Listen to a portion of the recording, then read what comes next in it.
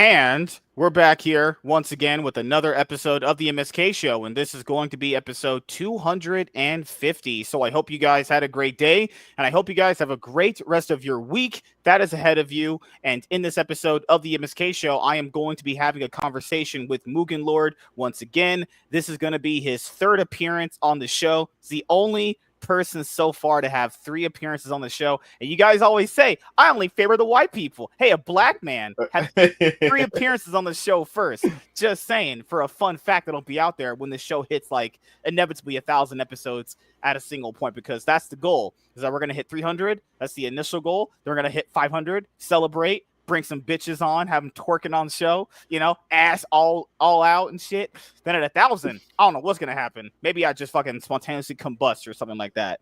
But I know you guys are gonna want us to talk about the Elon Musk Donald Trump shit, because that shit just came out of nowhere, and it's been basically just lighting up Twitter for the last like 4 or 5 hours actually. But the last time that we had Mugen Lord on, we did like the whole like origin and backstory of him and his child's mother and how crazy women are. And anytime someone is like, man, dude, women aren't that bad, it's like, come on, you must live in la la delusional land or something like that. Because this is what I never get with women. Women will say, oh, don't go for that girl, go for me, I'm better, I won't do you badly like she will. And it's like, that's a lie, because a lot of girls do that. And like the girls, they'll be like, oh, well, no, those girls on the internet, that's not all women. It's like, yes, not all women are like that, but most of you are like that. So we're batting. So I don't know if you are a person that goes off of like percentages and shit. I would say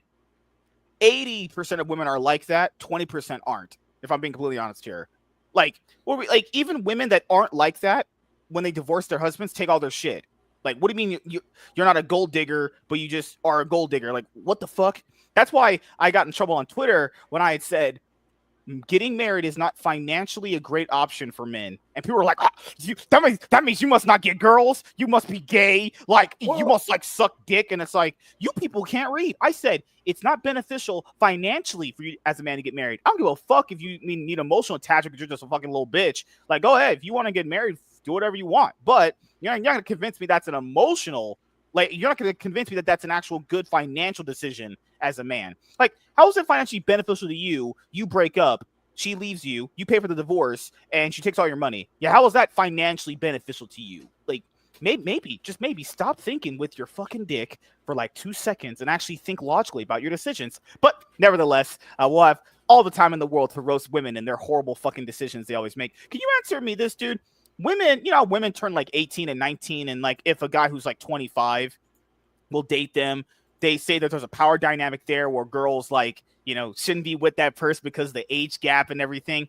So I'm like, if that's true, why are we allowing women to vote when they turn 18? So if we can't trust they can pick like sexual partners for themselves, why are we trusting that they're going to be able to vote and make decisions for all of us?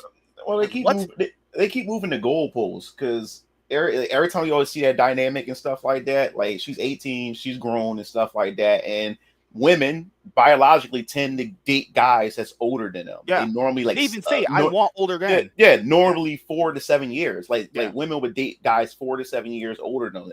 That's just a biological thing and stuff like that. And every time I used to see somebody, or I would see like a Twitter post, I mean, dude like 30 and the chick like 20, 21, and they calling him a pedophile and shit like that. I'm like, what's going on? And then you have the argument, well, she's still young because your brain don't fully develop until you're 25. I'm like, what the fuck is going on here? You know what I'm saying? And it's, and especially when it comes to the older women that says this stuff, right? But then they forget that they were once young going after, older guys when they were that age and shit like that. You know what I'm saying? Like, it's just crazy, but they don't say nothing when it's the reverse. If it's an older woman getting a younger man, they congratulate her. Go ahead, go get that young man. You remember that? And all that type of stuff. Yeah, they do all kinds of stuff like that. Like I said, as long as that the woman is an adult and it's consensual, then it's nobody fucking business. It's nobody business at all. Because if we're supposed to be in a society where if the kids turn 18,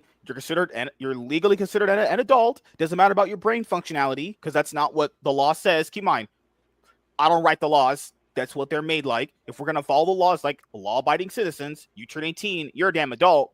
You do shit, you're tried as an adult. that's how it works, Mm-hmm.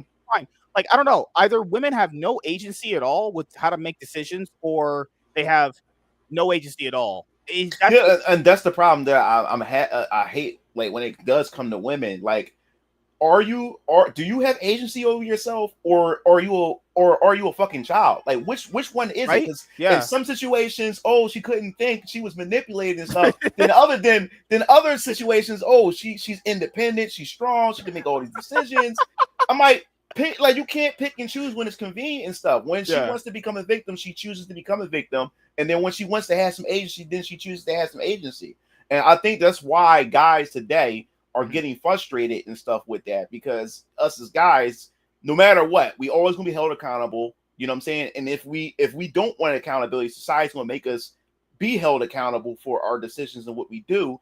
But then when it comes to women and stuff like that, they talk shit. They talk shit about men. Oh, how independent, how strong they are.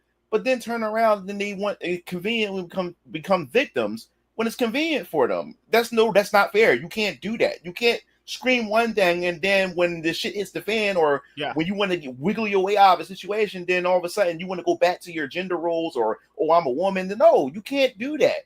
That's why I think dudes are now speaking more and more up about that. You know what I'm saying? Because it's getting frustrating and stuff like that. Yeah. At one point, you couldn't even talk about these things because you would just Mm-hmm. be like completely barred from like going on like television and podcasts and all that stuff. You were labeled like a misogynistic, whatever. You were labeled a woman hater. And it's like, so you can't. So we had crafted a place in the world where you couldn't even discuss that the potential that women can be bad people. And it's like, that's why I think a lot of this is starting to, boil over, is because we had a period point in time. You guys aren't as old as we are. There's a point in time you criticize girls, you got about to get whooped, about to get beat up. It's like, well, Yeah. we can't like say women are stupid, not are bad Well, people. Like, what is this? I like I said, growing up, but I like looking at how I am today and what I was like a long time ago when I was much younger. I was blue pilled as fuck. I always I always had the mindset. I'm like, every time I would see a dude screw a chick over, or she always cry about what this dude did to her Yeah. and stuff, and I would just believe her. I'm like, yo, these dudes are just assholes. Why they just acting that way? This, that, and the third, and everything. But once I started growing, started becoming, a young man, and I started actually getting in relationships with women and shit like that, I'm like, whoa. I'm starting to see a whole different side of this narrative and stuff that women will put out when they speak Yeah. poorly about, their past exes and stuff like that and everything. And then you see their behavior and how they move. I'm like, I don't know. I may need to hear his side of the story, because now, Yeah. like the way I you're do the same thing too. the way Yeah. you're treating me, and the way and how sneaky you are, and some of the things that you're doing and stuff is not adding up to the story that you told me that your ex did to you and stuff. Because this is not adding up, because the way you're behaving and stuff like that. You know what I'm saying? So yeah, I started Yeah, waking this is up to true. that stuff. Yeah, people literally, and not just not just like women that seem themselves as perfect. Men literally, there's some dudes, and this is why I always shit on dudes too. People think I only shit on women. No, I shit on dudes too. Oh, dude, no. I'm glad you say that, because Yeah. every time, like when we used to get into these debates, I said, yo, I can shit on dudes all day. I said before, that's all I used to talk about and rag on is dudes, bum ass dudes. Dudes ain't shit and stuff like that. You know what I'm saying? I used to do that and stuff like that. But then when now you start changing the narrative and start talking about the shit that women do, they don't want to hear none of that and stuff like that. You know what I'm saying? They try to gaslight you, do all kinds of stuff to make you feel guilty when you call them out on stuff. But I said, yo, I can talk about I can talk about niggas all day. Don't get me started on bum ass niggas. Like I can talk about niggas all day. But no, now they got social media. Now that dudes are speaking up. Now it's about art. No, we gonna shine a light on y'all. You know what I'm saying?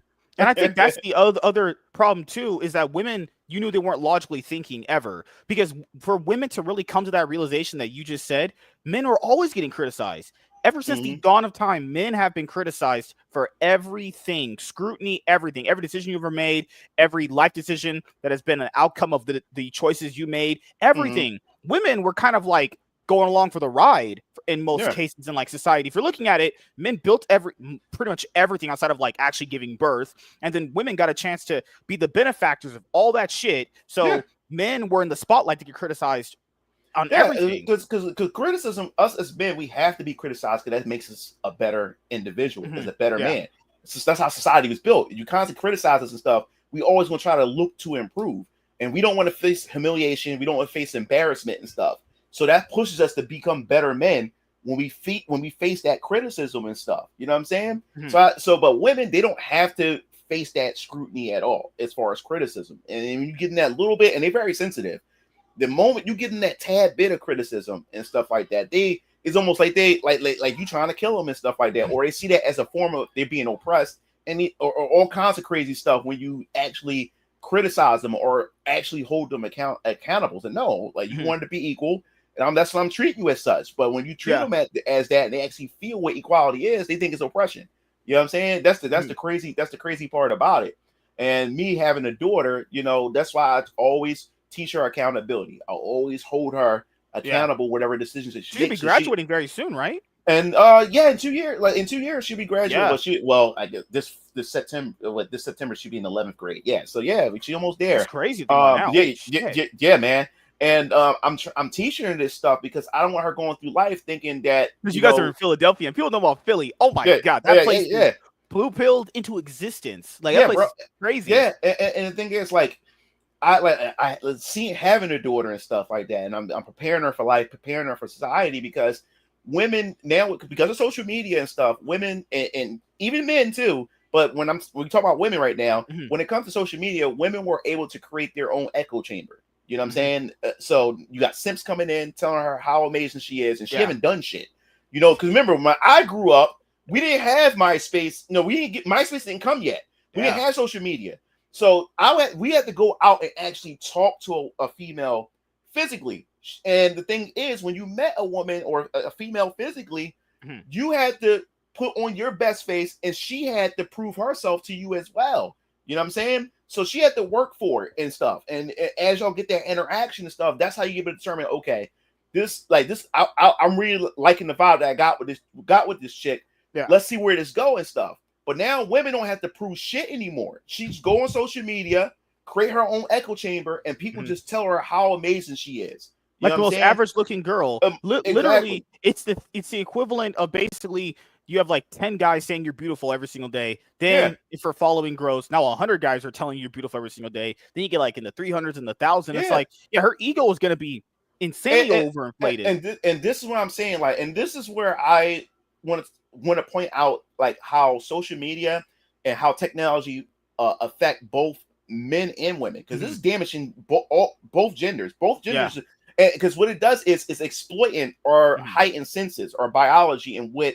gets us going. Like I said, women, like, way God crafted women were designed to be marveled and looked at, beautiful and stuff. Because us as men, we're physical. We are physical creatures. The physicality of a woman, that's what attracts us. That's what gets us together to procreate and stuff, to be fruitful and multiply and stuff. So women were sculpted in a way to be marveled, to be beautiful, to look at them and stuff like that. So now you got social media and stuff. Now she has an outlet to where she can just constantly get a dopamine rush of validation, because women want validation. They want to feel good. They want people to look at them. They want people to compliment them and give them praises and stuff like that. Now social media, now she don't have to earn that. She can go on social media. It became a drug. She go on social media, post some thirst traps, post pictures and stuff, and all she waits for is sit by her phone all day to see what type of validation and what type of comments she get from both men and women. But what's more important to her is what men says about her and stuff like that. And that's where she gets her dopamine rush. Now, how this affect dudes on the other end, like I said before, we're physical creatures, us as men. When looking at a woman physically, looking at her body, looking at her shape and stuff like that, it gets our hormones rushing. So now you got social media. She's posting up thirst traps. She's in her bra, she's in her panties, or she got no clothes on. So now you got your cell phone now. First you had to go to a computer to look this stuff up. Now you have a cell phone. So now dudes are getting on social media and all they see is sex. That's all they see. They just see a bunch of women naked with their ass out, pussy showing, all kinds of stuff. He's constantly getting hit with that dopamine rush of seeing a woman naked every 5 fucking minutes, or always putting sexually suggestive shit up. So yes, it's affecting men the same way. She's doing it because she's liking the validation, and he's looking at it because, like, damn, like, it's getting me going. It's getting me aroused. It's getting yo, I want to fuck her. And now what the problem is, these dudes not looking at these chicks saying, yo, I want to wife that. No, Mhm. What she's doing, she's triggering that aggressive sexual urge, saying, "Yo, I want to fuck her in half." That's what I Mhm. want to do. I'm not talking. I'm not looking at her and saying, "Yo, I want to build a family with her, have kids." Mhm. No, I want to fuck her in half. That's what it does. And women are not realizing that, and guys are not realizing that's what's going on. Now, that's why I believe that social media is just, man. And thing is that it's part of life now. It's like, what can we do to try to balance this or fix this? You know? Mhm. Yep. Because the other thing to add to your point, which is like women will be like, "Oh, why are these guys sexualizing me?" Meanwhile, women are out there twerking, shaking their ass and shit, literally showing why dudes will treat them that way. And also, what I think is a nice double-edged sword to that, is when women do that, is because guys can basically see like, okay, that's probably not a person I would probably want to be like married to or Mm-hmm. wife up. That's a girl you just kind of pound out in the first night and then you just leave. That's it. Yeah, man. And that's the thing, man. It's women has to understand, like, yes, validation, they love it and stuff like that. But the thing is, going out there, putting yourself out there like that, with the thirst traps or being half Yeah. naked and stuff. And especially if you're talking about that, hey, you want a guy to respect you, or you want to get in a relationship and have a family and stuff, you're going about it the wrong way. And what hurts it Mhm. even more, you got this messaging from the feminist movement, and you got this messaging from this sisterhood thing. Like, you can do whatever you want. It's your body, your choice. It's all this other type of stuff. You go, girl, go get that bag. You know what I'm saying? So it's a bunch of women patting themselves on the back, and not. And this is another thing: women are their worst enemy.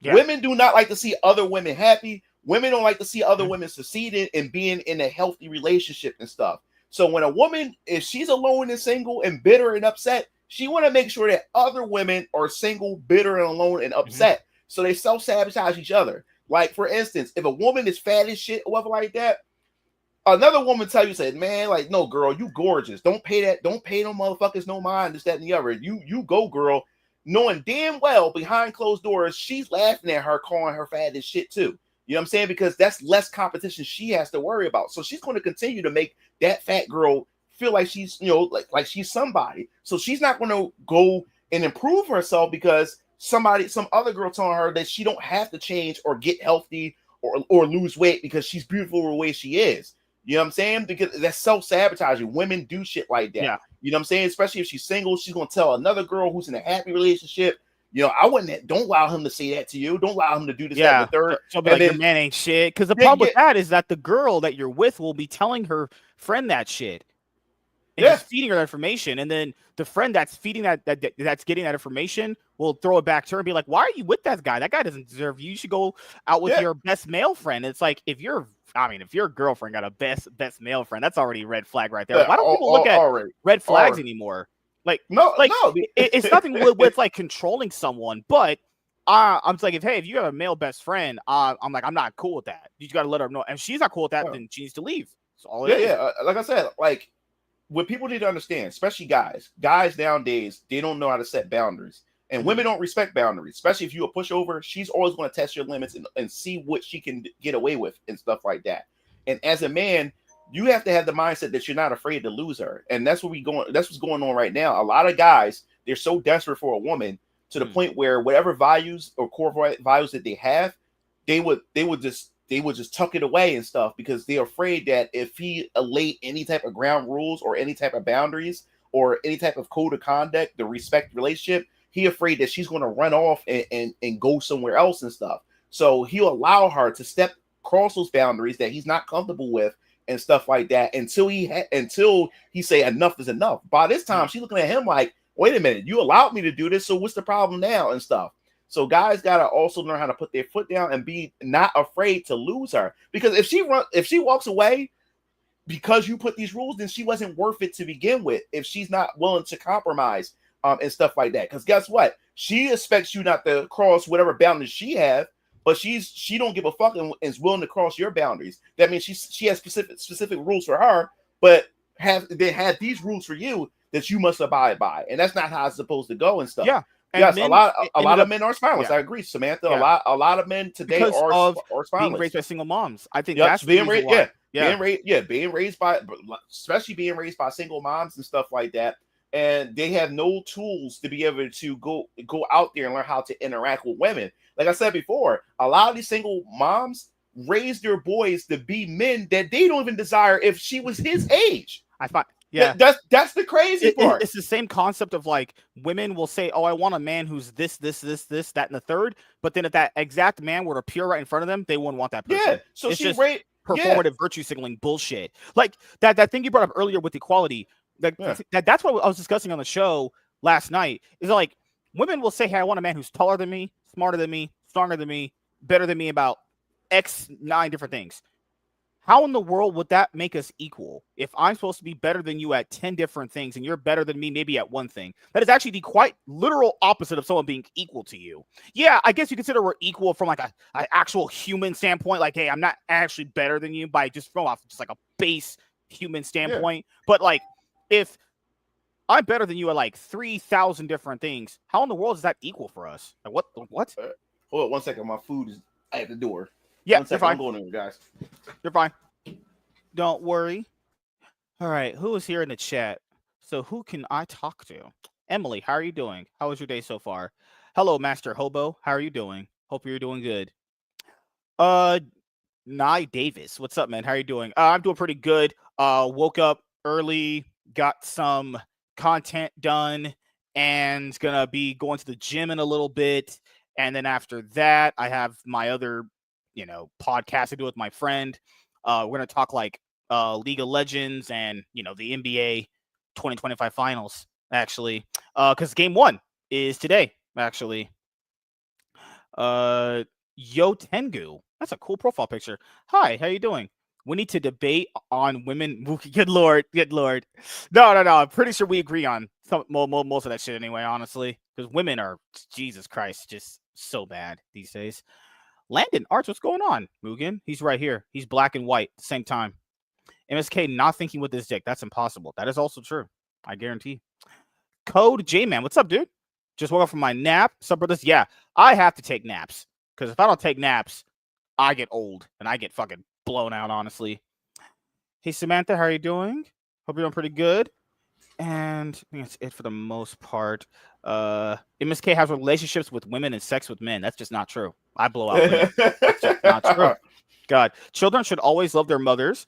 Yeah, but how do you guys think about mothers who verbally / emotionally abuse their kids? Yeah. I mean, that's what a lot. Man, look, when it comes to abuse of children, mothers are the number one factor to child abuse, because the child is with the mother and stuff like that. And like I said, society had conditioned children, us, to love our mom unconditionally and to love our fathers with conditions. You know what I'm saying? Like, no matter what, no matter how much your mom is a piece of shit, we still supposed to love her because she birthed us. Yeah. You know what I'm saying? And that's how society has done it and stuff like that. And especially if you grow up in a single household, with a single mom and stuff, and you're a young man, your mom is your authority figure. And what's going on with a lot of young men is they don't respect, male authority, because their mom never respect male authority. He's been raised by his mom. He lives with his, he's surrounded by his grandmom, his aunt, his sister, his female cousins and stuff like that. Men ain't shit. I guarantee you, it's mostly black women that do that shit. No, especially black. Dude, I got relatives. I got relatives. Like, it's constantly mothers telling their sons, "You ain't shit. You look just like your father," and all kinds of other stuff. So he constantly hears that, and this what goes on too. Your mom is your first feminine figure. Your mom is your first feminine figure. So what happens is, as a young man, you go out there when you look for a woman, you look for your mom in that woman. So that's why you will see a lot of black men would be with these verbally abusive black women, because his mom was most of the time verbally abusive to him.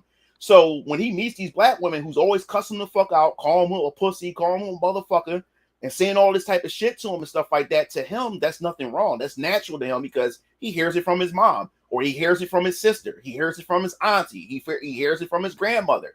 So he's in this verbal abusive relationship with a black woman, because, like I said, he goes out looking for his mother and whatever woman he's with. And it's also the same thing with daughters. You know what I'm saying? A lot of daughters, when their daddy's not around, they try to find their daddy within the guys that they meet.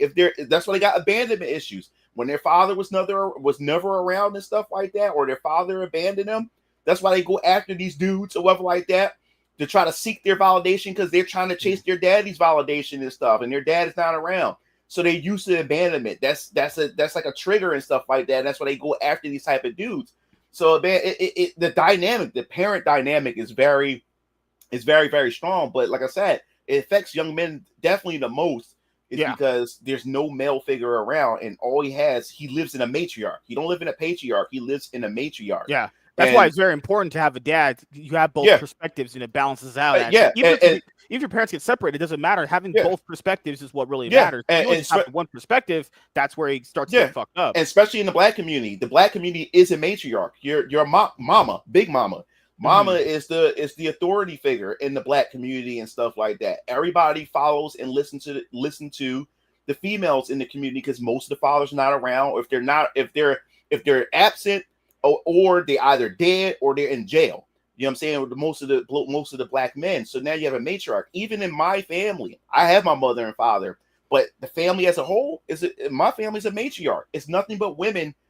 Especially when you have these family meetings, it's the women that bring it all together, because most of the males in my family are either in jail or they're dead. They're dead or whatever like that, or they just not around and stuff like that. So we have a whole matriarch, and the young men, they are very sensitive, very emotional. That's why a lot of killing happens in our black communities, because they're ran by emotion, not logic. A lot of black young men is running off pure emotion. And the dangerous part about it is, women say they want sensitive and emotional men. You do not want them, because they are the most dangerous type of men. The type of men that's always emotional, because he's not going to think rationally. And when you have an irrational male, he does dangerous things and stuff because he's being irrational.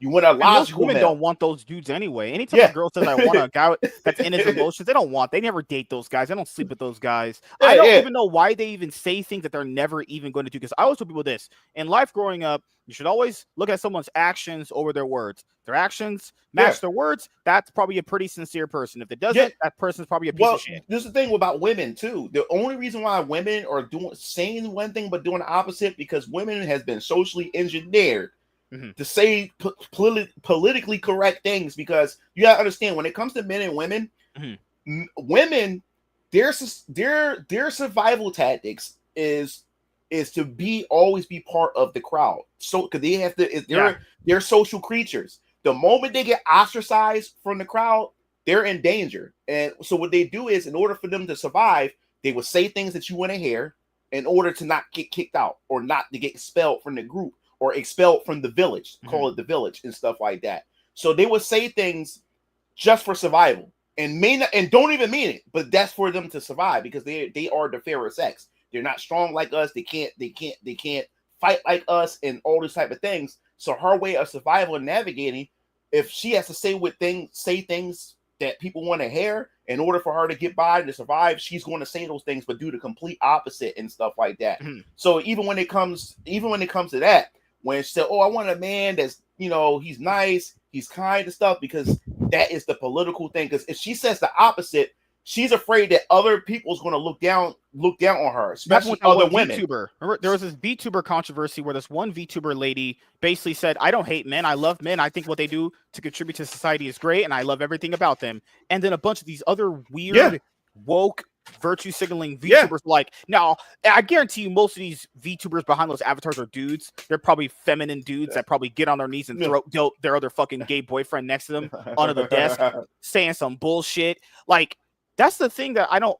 That's why you'll have like these relationships with dudes where like you'll break up with a girl and then your friend will blow her out. It's because that friend never had any real actual loyalty to you, because there's no sense of like, hey, that person probably should be off limits, because why would you want to have that when you know what this person probably did to me? Because if that person would do that, they just have no respect for you. That's just what it is. Yeah. Look, and when it comes to bros and girlfriends and stuff like that, I always, like, within my circle, we always had this code and stuff like that. First of all, your girlfriend or your girlfriend and your homies do not mix.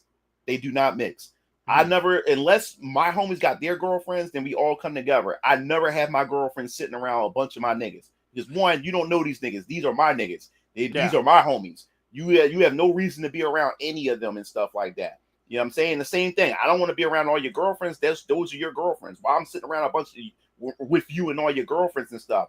So when we used to have our little gatherings and my homies came in and my girlfriend was there, she would say hi and then she would go about her business upstairs or whatever like that. Because you're not sitting underneath all my niggas.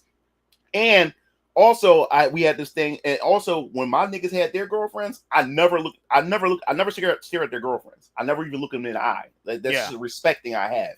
When they have their girlfriends, they bring them over. I will say hi to them, and I'll keep it about my business. I don't engage in a bunch of conversations. Oh, we should hang out sometime, or can I get your number? Maybe we can call, or what? No, I don't do none of that shit. That's the code that we have when it comes to our partners and stuff like that. There's no reason why my nigga should be calling my girlfriend up or hanging out with my nigga, and even vice versa and stuff. And like I said before, I never stare my niggas' girlfriends in the eyes. I don't look at them up and down and shit like that. And when you first meet my girl, you're allowed to give a compliment. Oh man, you did good for yourself, bro. Like she looks nice and stuff.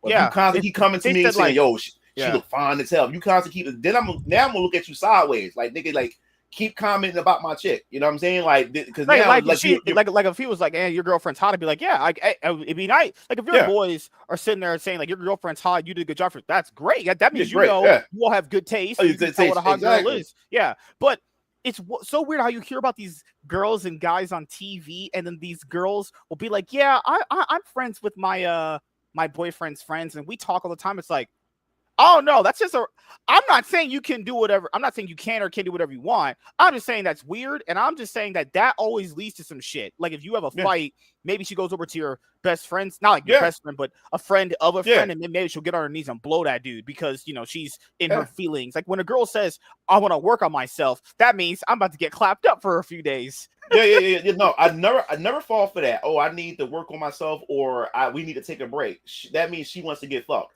just not by you. I don't care what nobody says. They can argue me into the moon come crashing down from Majora's Mask. That like when a woman says we need a break or I need to find myself, no, she wants to find dick somewhere else. That's what that means. Because every time I hear that shit during breakup and stuff like that, you next thing you know, you see her with another dude. Instantly after it happens, she's with another guy. You know what I'm saying? I thought you was looking for yourself, or you need to figure things out. No, she just want to find dick somewhere else. So when she go through that, you might as well say, "Yo, cut your loss," and say, "Yo, we might as well just break up." Also, she probably thought she was this concept of girls where they don't want to settle. It's not even just about girls. In life, you will probably have to settle for some things, which is just how life goes. But if you tell yourself that the person that you're with, you have to settle for, that you're basically indirectly, subtly saying that person isn't shit. Now, no, check this out. Mm-hmm. Chris Rock, it was an old stand-up he did. And the women got quiet in the crowd. He said, "Fellas, the woman that's sitting beside you right now that you brought to this show, you was not her first option. Most women, it got quiet. It got quiet. Speaking truth, that's truth. Yeah, I remember that one. Yeah, she just settled for you. If she just settled for you, you was never her first option or whatever. Because whatever option she had before, it either slipped through her grasp, or she fucked it up herself, and now she just settled for you." He said, "You ever one day look at your woman one day." That's what he said. Look at your woman one day and look at how she looks at you. And if she look at you with disgust or whatever like that, that would even let you know how she really feels deep down inside about her option and her choice being with you. You was the only dude available, and she treats you. And how you know that you're a second option is how she treats you. How she treats you is how you know. And you look at how she treats other people and stuff. Especially if y'all break up and you see her with another dude and she treat that other guy way better than how she treat you. You was just something to do. You was never her first choice. You was just something to do, something to get by into a better to she believe a better option comes her way, or that better option just turned her down. And keep in mind, these are like dudes that probably have like 3, 4, 5 different kids. They got good money, they got a car and everything. So their option for getting women like those kind of women right there to that level is nothing. They can always get someone else. And that's a dude that hurts when you find out, or you find out in some way that you was just something to do to her. That fucking hurts. That destroys a man's self-esteem when you're like, damn, like I was just somebody, I was just a placeholder. I was just something to do and shit like that. You know what I'm saying? And I would prefer if a girl just said, I'm not interested, I just go about my day. That's how it works. And that happened recently with me with the girl. I got her number and I knew she wasn't interested. Text once, didn't know, no reply back. Good, I can go about my day. That's why I kind of like that girls are a little bit more honest now. Because like, what's the point of leading someone on if you just aren't interested? That's completely fine. Just say, hey, I'm interested. That's it. Yeah. Because the thing is, like, and a girl that a chick that's more honest is the fact is that she has a lot of options available to her. Mm-hmm. That's the more honest you are, that means the more options she does have available to her. But when she don't have options available to her, or it's starting to dwindle, you know, like I said, women are social creatures. A lot of women can't stand being alone. That's why when they break up, they have to they either have another dude lined up, or they start searching. Right, they start searching. Don't be in a relationship with them about a few weeks. Yeah. And jump right, because she's a social creature. She can't be alone. Men, on the other hand, he has to go back out there and hunt for another woman again. And a lot of dudes, they don't bounce back right away. They have to go right back, start all over again. They got to play all the mind games again. They got to go through all the bullshit. And this is the thing. I noticed a big difference between talking to women a long time ago compared to now. Because I remember a long time ago, man, it was so much easier. Like I said, we didn't have social media, so we would just go up, talk to them and stuff like that, exchange numbers and stuff. And even the early social media with MySpace, that was another thing too. The early social media was easier too, because it was a new thing. You just meet somebody and stuff like that. But now today, just because a chick gives you her number doesn't mean you got it. Doesn't mean you got her. It's like playing Pokemon. You got to beat the health down real low and then throw the ball and shit like that. So yeah, like just because you got the number of like that. Now the hard part is when you set up the date. Just because you set a date doesn't mean you're going to go out on a date with that chick, right? Because you have situations to where the night before the date, she just hits you up with a message saying, "Oh, something came up," or or she would hit you, "Well, listen, rent is due," or something like that, and I'm struggling, and then she's trying to ask you for fucking money. And you don't know how many times. Or she'll be like, I got called into work, I can't go tonight. And then you'll be like, hey, let's just do a rent check. What's the next best day? She'll be like, I'll get back to you. I know. Whenever they say they'll get back to you, that shit's a no-go. Yeah, bro. Like I said, I'll be trying to tell niggas, because it be some of my young boys be like, yo, I got her number. Like, dude, just because you got her number doesn't mean you got her, bro. Oh, yeah. And then, well, we probably go on a date on this day. Just because y'all came up with a date on that day doesn't necessarily mean that y'all can go on that date that day. Like, I've seen it so many times happen where the day, or sometimes the day of the date, she pulls some bullshit or whatever like that, why she can't make it and shit like that, or something comes up. Because I remember one of my young boys was really upset because they set up a date, a time and stuff like that. She told him that she had to watch her little sister because her mom had to go out somewhere, this, that, and the third. So he's like, all right, we can schedule another time. So they said, yeah, sure. Now the thing was, I don't know what this bitch was stupid or whatever like that. So he goes on social media, and he found out that she had a Facebook and stuff like that. And this bitch was at a club somewhere. she was at a club somewhere. Getting turned up. With her girlfriends talking to other dudes. Yeah. Like, yo, dude, just because you set up a date, got the number, doesn't mean you got her at all. Yeah, there's a lot of stuff. What I've always said too, the average man you can think of, a person that looks, you're grading them on looks on a scale of 1 to 10, and they look like a 5 or a 6. They do not have as many options as girls. Yeah. Girls will always have even the most ugliest of girl will have options. Yes, because that's how it works. Is this one chick named Amanda? She's this goth chick. She's a plus size goth chick that my brother's a kid. Like I said, he's a photographer. He takes pictures of her and stuff like that. She got her own makeup line and stuff like that. And they've been cool. They've been friends for like past 6-7 years or like that. He takes pictures of her products and stuff like that. So they've been friends. So one time they was arguing. Amanda was arguing with some dude on social media, And the dude said, "Man, shut up, you fat bitch! You fat as shit. This, that, the other." And she said, "Well, at least I can get dick though. At least I can get dick though." Even she admits it. It's like she fat as shit, but the thing she bragged about, okay, I'm fat, but I can still get dick. I'm like, well, okay, I guess that's. I mean, like, well, I guess whatever, you know what I'm saying? But yes, just like a guy that's a one and a female that's a one, they're not equal at all, because there's always a dude out there that wants to fuck a chick, no matter what she looks like. A dude would sit there and have a bum, a hobo female that's off the street, who's homeless. He would even try to fuck her or have her suck his dick.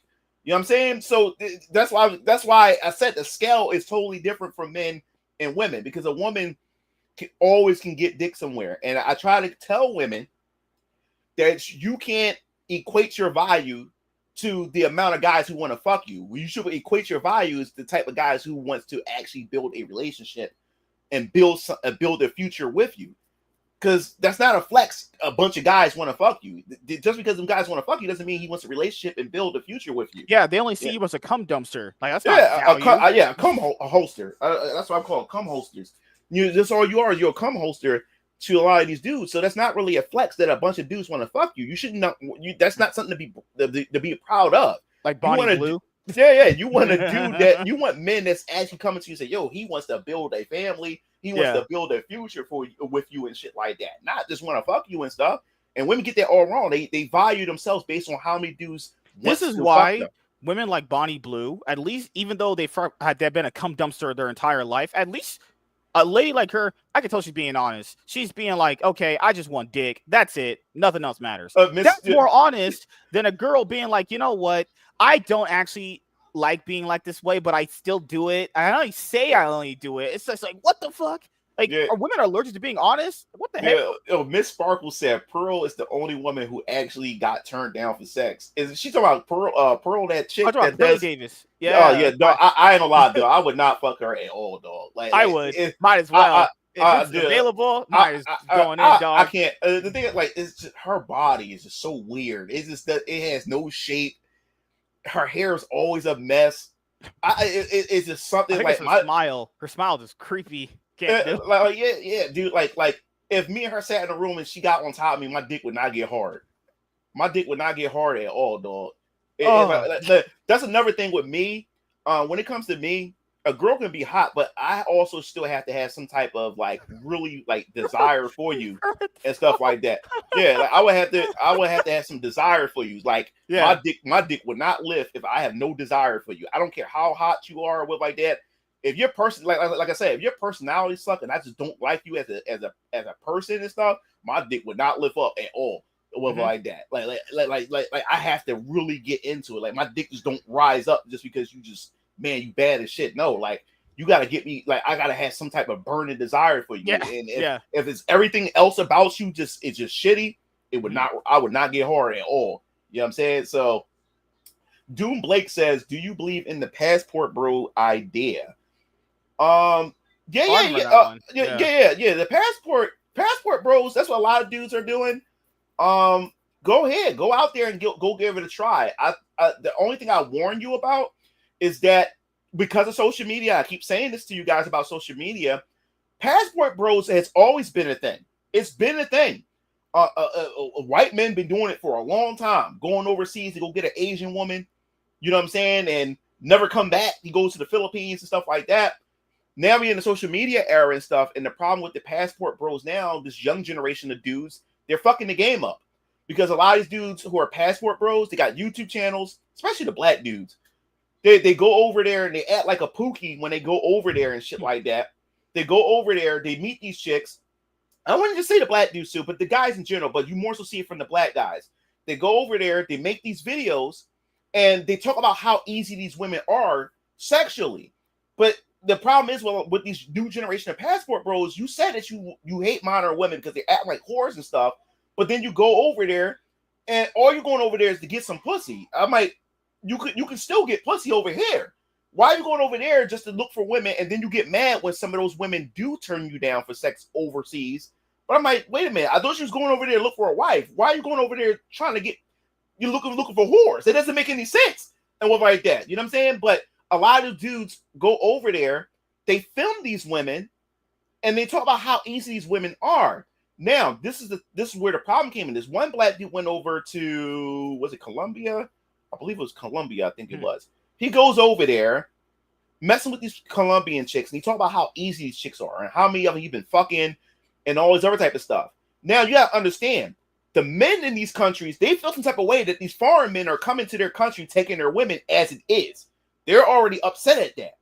So now what happens is these niggas are making these YouTube videos talking about their women, and now the men in those countries feel some type of way about that. So the black dude that was making the videos, they literally came to his house and kicked his door down and shit like that. And they was threatening to kill him. And they threatened him so much, they made him leave Colombia because they was going to kill him and shit like that. And because they felt some type of way that he's disrespecting their women and stuff like that. And that's the problem now with these passport bros. And now what's going on too is now you got these women from these countries looking up these videos, and now they're scamming guys. And now they're doing what modern women do, because now they seeing what these men are doing when they come over here, and now they're playing the game. Okay, you want to do this? Well, you want to do this for me. You want to give me this money and stuff like that. And these dudes are ruining it, because it's like Fight Club. You're not supposed to talk about Fight Club, but these dudes are talking about this passport bros, and like the women are seeing it, especially Japanese women. It was a whole video of Japanese women scamming foreign dudes, white dudes, black dudes. They say, yo, we know that they want Asian women, so when they come over here, you know, we'll put on that we're interested in stuff, and they wipe them clean. They wipe these men out clean. You know what I'm saying? So now you got to be careful now. When it comes to this, if you're going overseas to look for a foreign woman, because now they're hip to the game. They're looking on social media. They're looking what these guys are saying about them, about these foreign women, and now they're playing the game. They're playing the game now. You know what I'm saying? So yeah, it's really it's crazy out there. You have shows like the Whatever podcast, and I know people have problems with that show, generally speaking, because I mean, the issue that people have with it is like, well, they invite these dumb women on and then they exploit them. But that's the thing, though, is they can't really, the women aren't being exploited.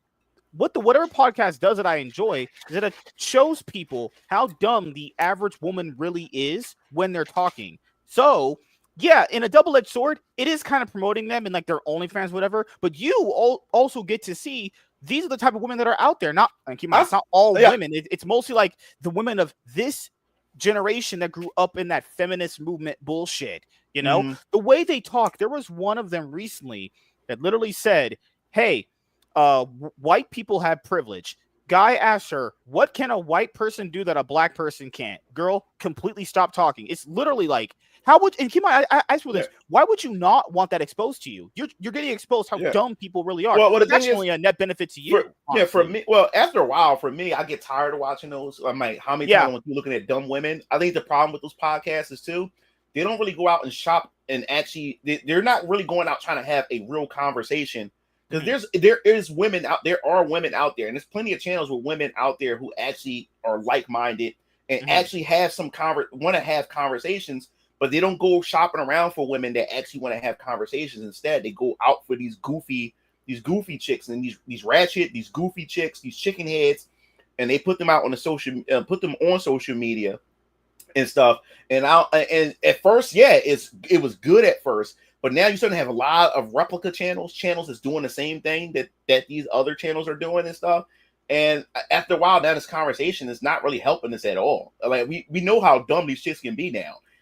Let's actually have some real conversation. Get women on here that actually wants to have a conversation.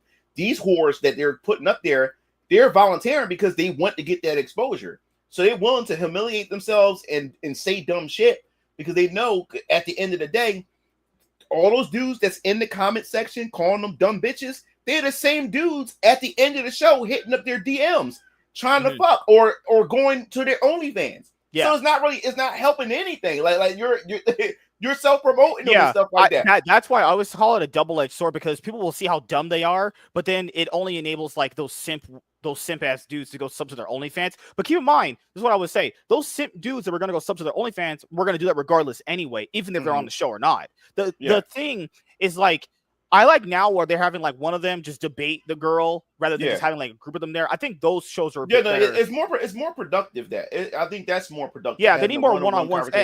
Mr. Marco, Fresh and Fit kind of was the first one to really do that, bringing like the whole red pill male-dominated conversation. Like, and people don't like Myron, but I agree with Myron on what a lot he says. The thing is, like, earlier on, like, I agree with Myron on some things, but it's sometimes he does get a little out of pocket, especially when a chick is not getting disrespectful.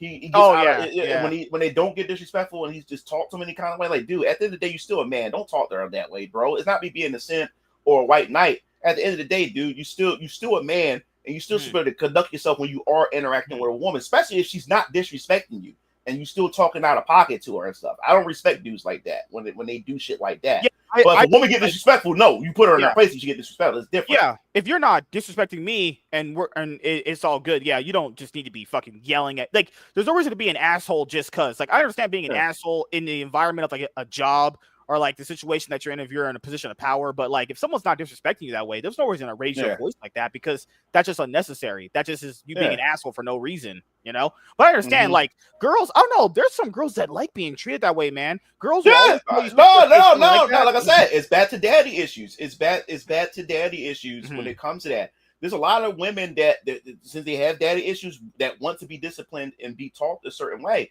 Like I said, I can't open a pickle jar either, man. Fuck that, dude. I dated quite a few women, man, where I felt like I'm their father. The way I have to, like, yo, like, why are you doing that? Like, yo, cut that out. Like, you know what I'm saying?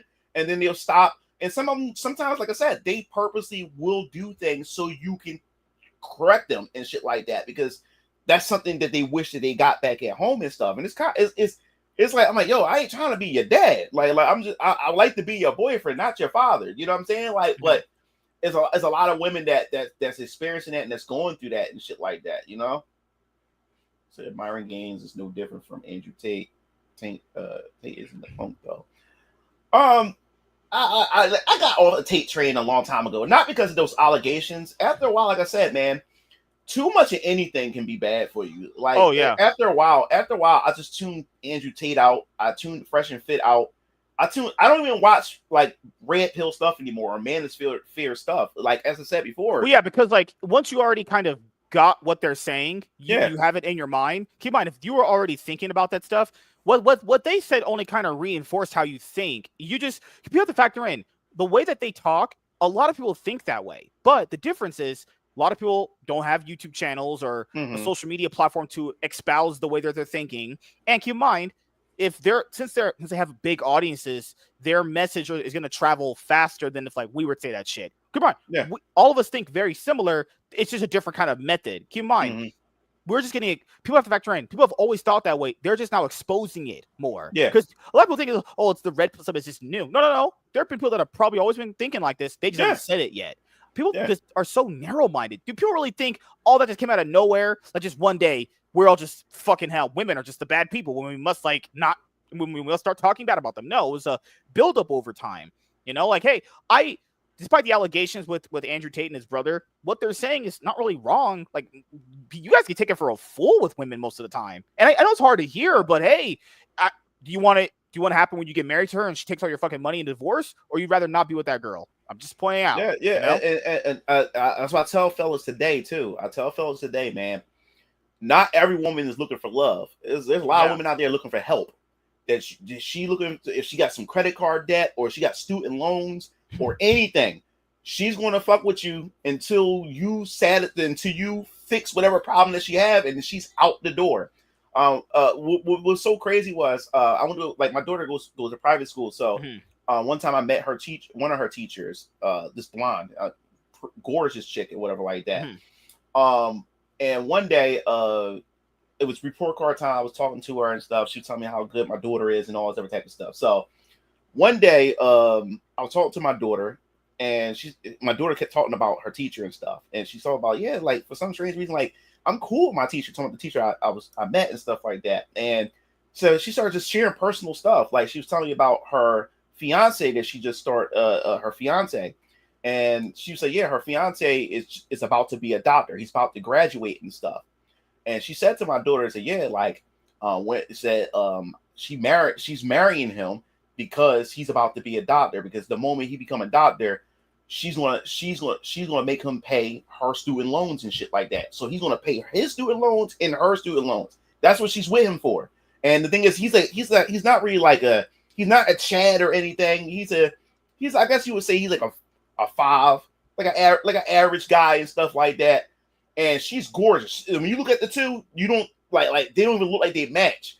But you see, that's why she's with him or whatever like that. Because her previous man was a lawyer, and he slipped between her grasp, so she lost him. But now she latched onto this dude, and he graduated, and now she's saying that, yeah, like, I'm gonna marry him, and he's gonna pay my student loans. She told my daughter this. So a lot of these chicks aren't even looking for love nowadays. They're looking to see what they can get out of you, and that's what sucks nowadays. Like, that's why even on my social media now, like, I would rather talk to a woman in person than to actually talk to a woman on social media now, because it's always like an interior motive or a hidden agenda with a woman who always contacts me on social media. And there's a lot of women that always play the long game. Like, I met this one chick, she hit me up on social media. We get to talking. She would FaceTime me and stuff. Nice looking chick. Like, we would talk. And the thing is, I don't call her. She calls me. She would call me up every night, like around 9 p.m.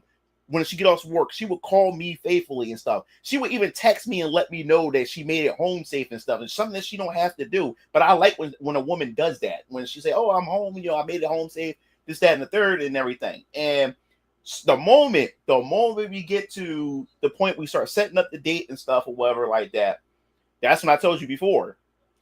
She tells me that, listen, her rent was due.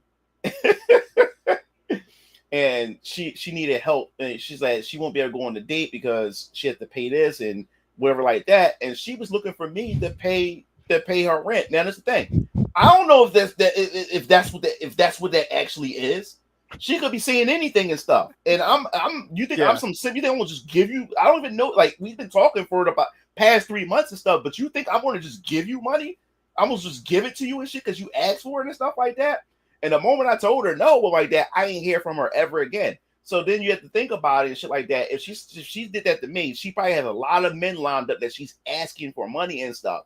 So every time a chick hits me up, I'm always saying that, okay, what does she want? What do you want from me? You want something from me, especially when they look at my social media, they see my success, they see what I'm doing with my comic book company, they see me out at conventions, or they see me. Or they log into my, onto my, my streaming and seeing super chats and stuff like that. So they see me, they think I'm a piggy bank.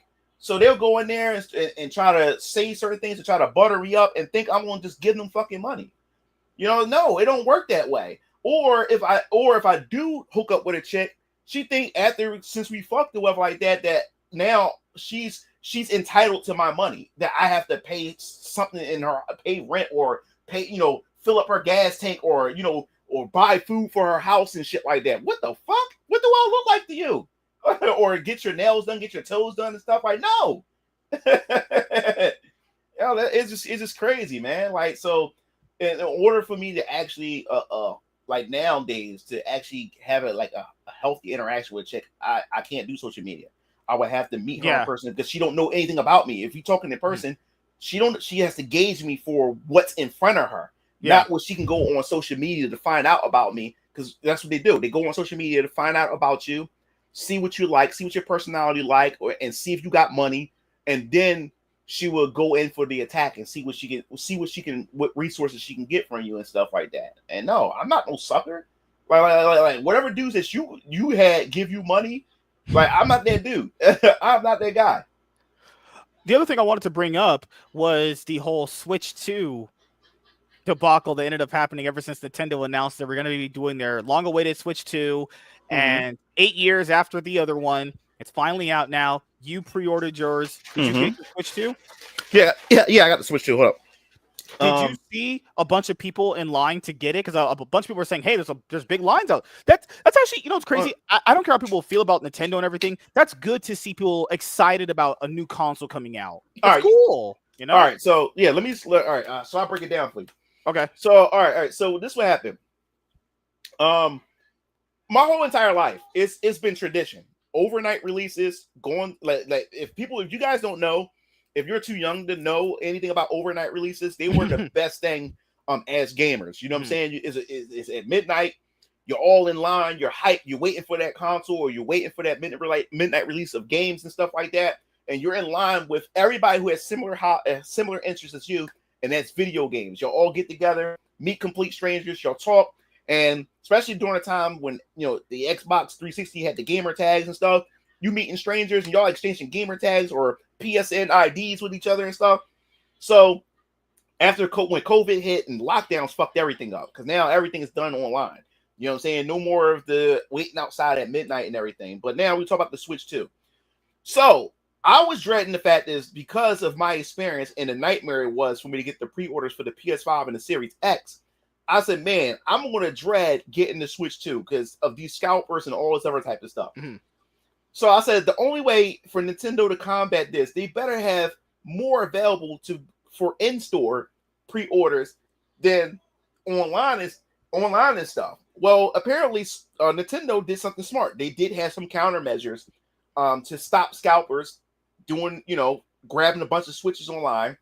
And they made sure they had enough in stock so you could actually go to GameStop or go to Electronic Boutique or whatever, Best Buy or Walmart, to be able to go in line and pre-order a copy or a Switch too. So so my plan was, I said, this is what I'm going to do. I was every day I do like a 6-mile walk every day in the morning and stuff like that, the workout and everything. So I did a 7-mile walk this time. So I said, you know what? While I'm doing my walk from my house, I'm gonna go to Center City and I'm gonna go to Chinatown. And then while I'm down there, I'm gonna go hit GameStop and see if they're gonna have the in-store pre-orders and stuff like that. I get down there and they told me that we're doing in-store pre-orders. And they said they was gonna have 50 of them. I was like, wow, that's crazy. That's actually a good number because you gotta remember. Yeah, during the PS5 and Xbox Series X, they only had like 8 of them motherfuckers. Yeah, and 5 of them motherfuckers and stuff like that. So you was asked out and shit like that. But they had like 30 to 50 of them.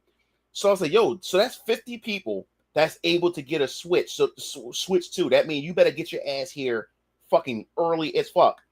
So what happened was that that night, because the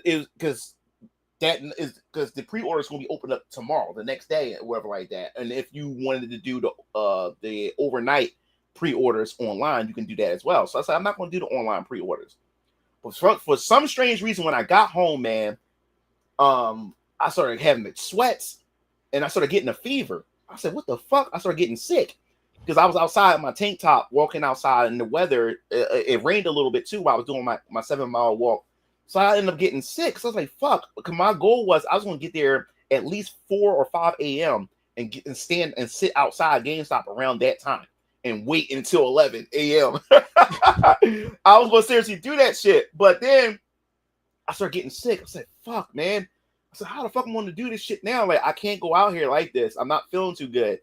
So I said, fuck, all right, I'm going to do the online pre-order. So I already had my tabs up anyway the whole day. I had the Best Buy tab, the Target tab, I had the Walmart tab. The GameStop website fucking suck. I just turned the GameStop joint off. That website is trash. That's I don't know what's going on that website. So I didn't waste my time with that. Mm-hmm. So what happened was soon 12 a.m. came, and since my tab was open all day, they did something. They put me in like a queue line. They put me in a line and said, "Yo, like you're like the first set of people that's in the line. So what we're going to do is do not refresh this page. We're going to put you in and you have 10 minutes to pick out what you want when it comes to the pre-order. And if you don't do it within the 10 minutes, then you can't, you get kicked out." So I was like, oh, this is awesome. So this was Walmart, and also Best Buy was doing something similar. Yeah. But when I looked at Target was open. I got on Target while my other ones were open, still waiting in the queue. I saw the Switch 2, put it in my cart. Yeah. And I put my card information in, bam, hit it. And next thing you know, it said there's an error with the card. I was like, are you fucking kidding me? So I clicked the button again. And then it went through, or it appeared that it went through, but when I looked back, the Switch wasn't even in my cart no more. And it said sold out. So I'm like, are you serious? It was in my cart. So like, all right, fuck Target then. All right, I'm still waiting in the queue for Walmart and Best Buy. But for some strange reason, Best Buy kept freezing. Every time the queue would open up, it would freeze on me. And it kept locking up and it kept pushing me out of the queue, put me in the queue. I was like, man, fuck that. I still kept it there. I went to Walmart. Walmart did something fucking awesome. This is how they stopped the fucking scalpers. So it told me I'm up next. I get in there in Walmart, and before they even put you in there, icon would pop up. It said, we need you to left click on this icon and hold down on it, and for the meter to go up. This is how they can tell if you're a bot or not, because a bot can't left click on anything and shit like that. So I had to left click on it. Once the meter goes up, it gives me access to the pre-orders. So I got in there. I put the Switch 2 in my cart. Next thing you know, the cart had an issue again. So now it's not in my cart anymore. Mm-hmm. And then for some strange reason, it was sold. They said the pre-order was sold out for the Switch 2. So I was like, shit, I wanted to get the Mario Kart bundle. I didn't want to get the Mario Kart bundle because that was like $530. Yeah. And then I think the Mario Kart is digital, it's not even physical. So I'm like, fuck. So I'm like, all right, I'll get the Mario Kart bundle then. I put the Mario Kart bundle in there. Then all of a sudden I looked at my PayPal. My PayPal account took out money for 2 Switches. It took money out for the Mario Kart Switch and then the Switch that was removed from my cart. Yeah. That appeared to be removed from my cart, but it actually didn't remove from my cart. PayPal, or it did, I got charged for it. So I had it. So when I went to refresh it, it was in my cart. So I have 2 Switches. I'm like, no. Fuck that. So I declined the Mario Kart bundle. Switch 2. Yeah. Bundle. So they gave me my money back and stuff like that. And that's how I got the Switch 2. Now, in the morning, I went down Point Breeze to go get me some breakfast. And I told Keo, he hit me up and said, yo, like, is GameStop doing in-store pre-order? I said, yeah. I said, you get your ass down there now. So he leaves work, he gets off from work and drops down there. It's like 10 a.m. He gets down there, he calls me up and says, yo, I'm in line. There's only 8 people out here. I'm like, are you serious? Only 8 people out here? He said, yeah, it's only 8 people. So next thing you know, my dad calls me and said, yo, what's up with the Switch 2? Is they doing in-store pre-order? I said, yeah, Dad, they doing it right now. Keo's down there. It was like that. He said, all right, I'm gonna meet my son down there. So Dad get down there. Dad hit me up. Dad said, yo, I'm like the dad. My dad's like the 12th person in line. It was only 12 people out there. Like I told you, there was like 50 available. It was only 12 people out there in line. So I was like, oh shit. So it is. What I believe was going on is that so many people were so conditioned to pre-order online. Yeah.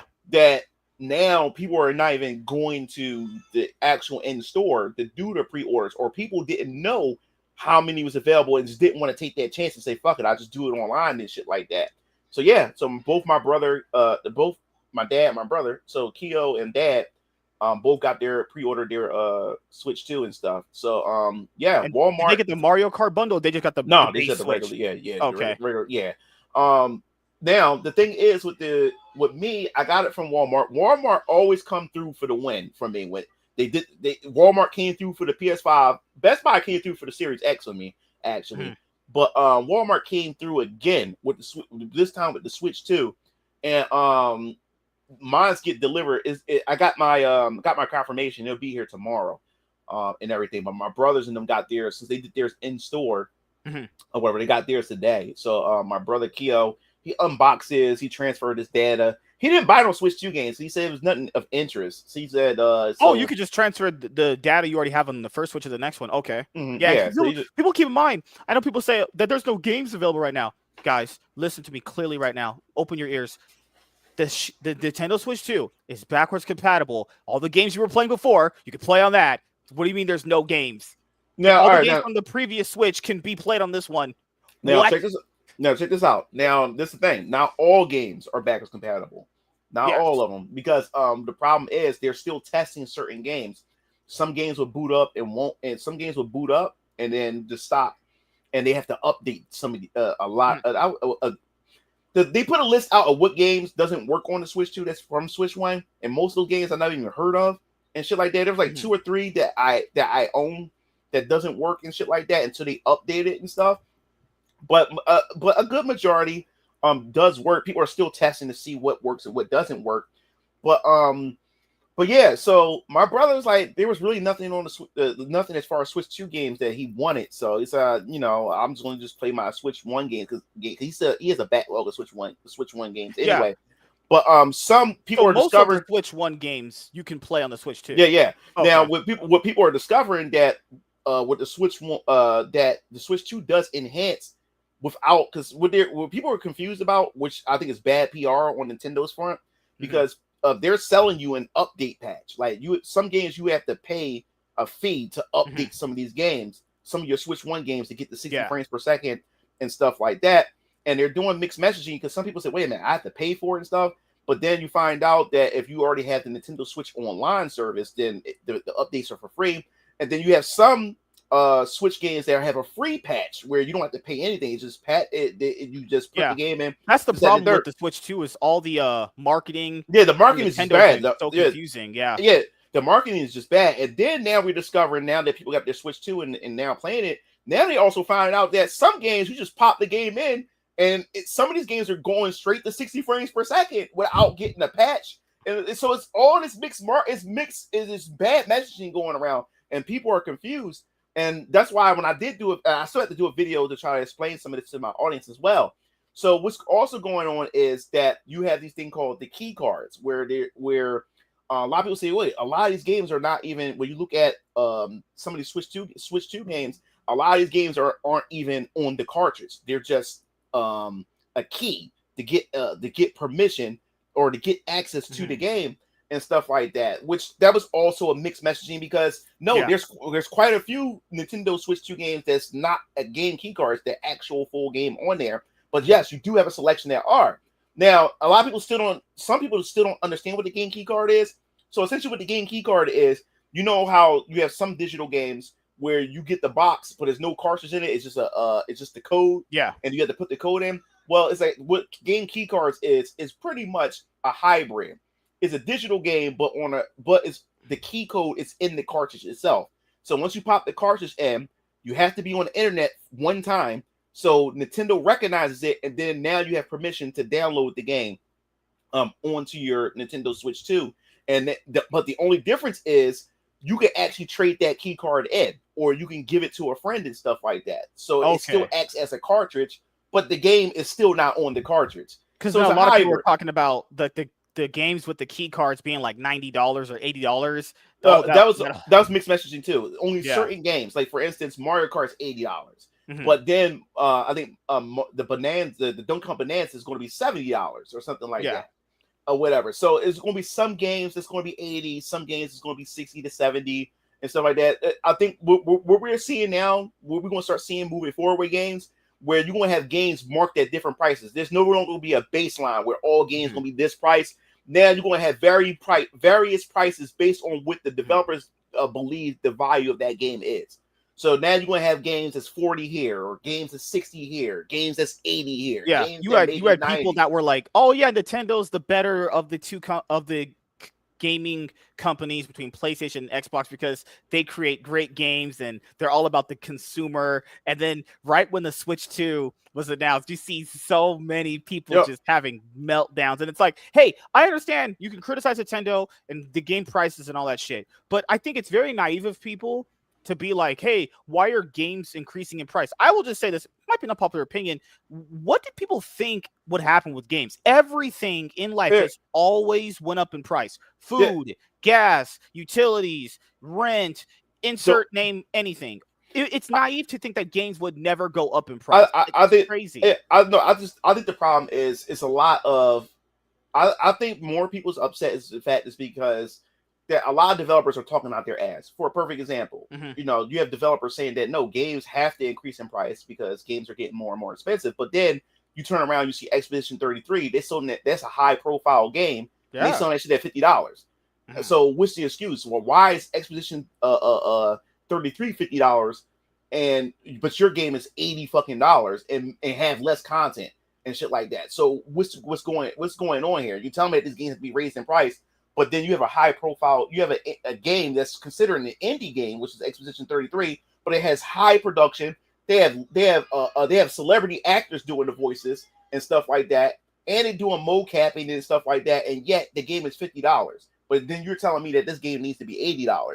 So how, like, what's going on? So we're getting mixed messages when it comes to why these games should be raised up in prices and stuff. And I understand that from a like consumer point of view, that if you've been paying $50 to $60 for games for a long time, you'd feel kind of some type of way that the games would be $80 now, given the fact that you've been paying for this kind of quality for $60. You know, but I've always told people this. I would expect them to raise their prices though, because that's just how things go. That's what these companies are always going to do. Yeah, economics and stuff. But this is the thing. I will say this. I always tell my audience that when it comes to games, you pay for what you think it's worth. If you think it's worth your hard-earned money, if the game respects your time, it gives you the replayability and the fun factor that you're looking for because you are a gamer. You're a gamer. Yeah. You know what I'm saying? So if it's worth it to you, then spend the money if it's worth it to you. I never tell my audience not to buy nothing or boycott things. It's your money. So with that being said, when it comes to Mario Kart, people are upset about Mario Kart 8. 9, I mean. Or was it 8? Was it 8? 9? Yeah, you're 9. right. Yeah. The Mario Kart Worlds. Wherever yeah, it's probably Mario Kart 9. Yeah. I'm saying 9. Yeah. Dude, it's so many of them now. But anyway, people are upset that it's 80. That is what $80. And like I said, for me, I'm getting Mario Kart or whatever like that. Now, people may be upset at that, or why are you going to spend that much money? I said, for me, it's not a big deal to me. I'll pay the $80 because it seems like it's a fun game. It seems like it's cool. Now, I understand why some people say it's not worth it. If you're a Mario Kart fiend and you play all the Mario Karts and you spend 1,000 hours on it and you know the ins and outs, and you pretty much beat your dick to the game all day.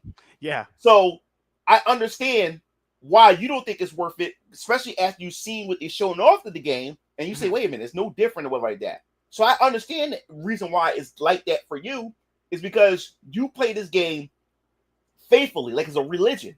So you know what the value of a Mario Kart game is for you. Me, I play Mario Kart, but I don't play it like that. I play them casually. So when they show me the features and they show me all the various things you can do, I'm like, oh man, like, yeah, I'll pay it or whatever like that. I'll play it, you know what I'm saying? I'll buy it or whatever like that. So it seemed like it's worth it to me. Yeah. You know what I'm saying? I always kind of value money versus the actual time of it too. So if you're going to pay $80 for a Mario Kart game that you're going to be able to play for about the next 10 years, because the next time we get another Nintendo console is going to be about 10 years. It took 8 years to get the Switch too.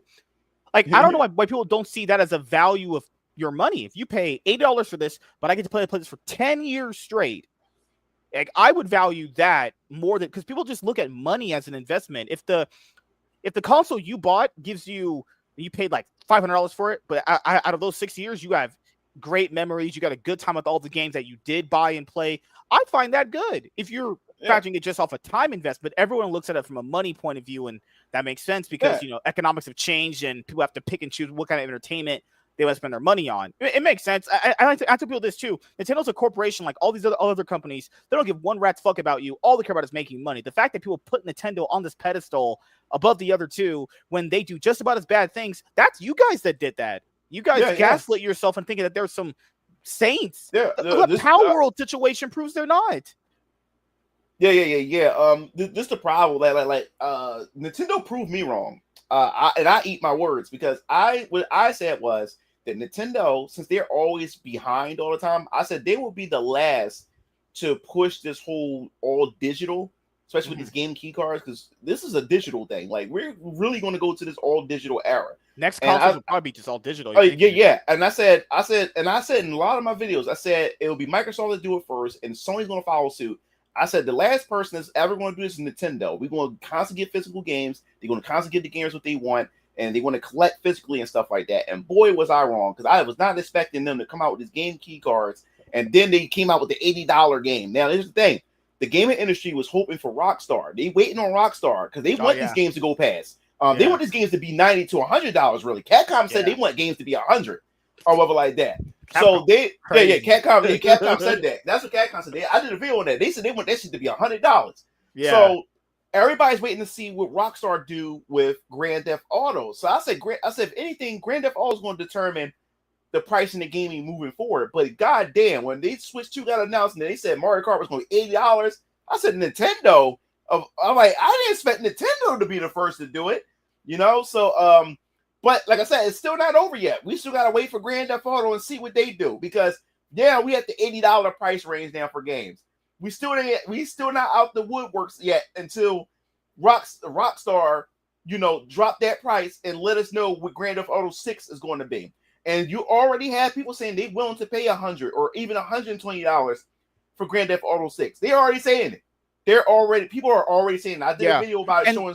And the problem is like with Grand Theft Auto 6 is Grand Theft Auto is an IP that people will pay out the ass for. But then they're going to look at that one outlier and go, well, everyone's going to pay this for all the games. And it's bro, they're going to release a SpongeBob game, Battle for Bikini Bottom. And you about to tell me that's worth $100? SpongeBob versus fucking Plankton, you know? Or like these fucking, those little other games that have like NASCAR games or fucking, those like Kirby and all that shit. Like, come on, those games aren't worth like $100, you know. But if one of them sells a lot of units at $100, whether it be on Game Pass, that's all fucking Microsoft is Game Pass.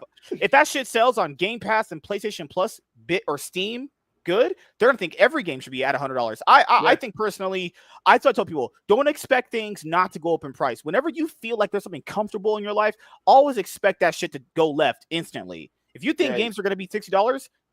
That's just turning now. Games will be varying price. Some will be 80, some will be 90. But this is what people keep forgetting, man. How we got games back in the day.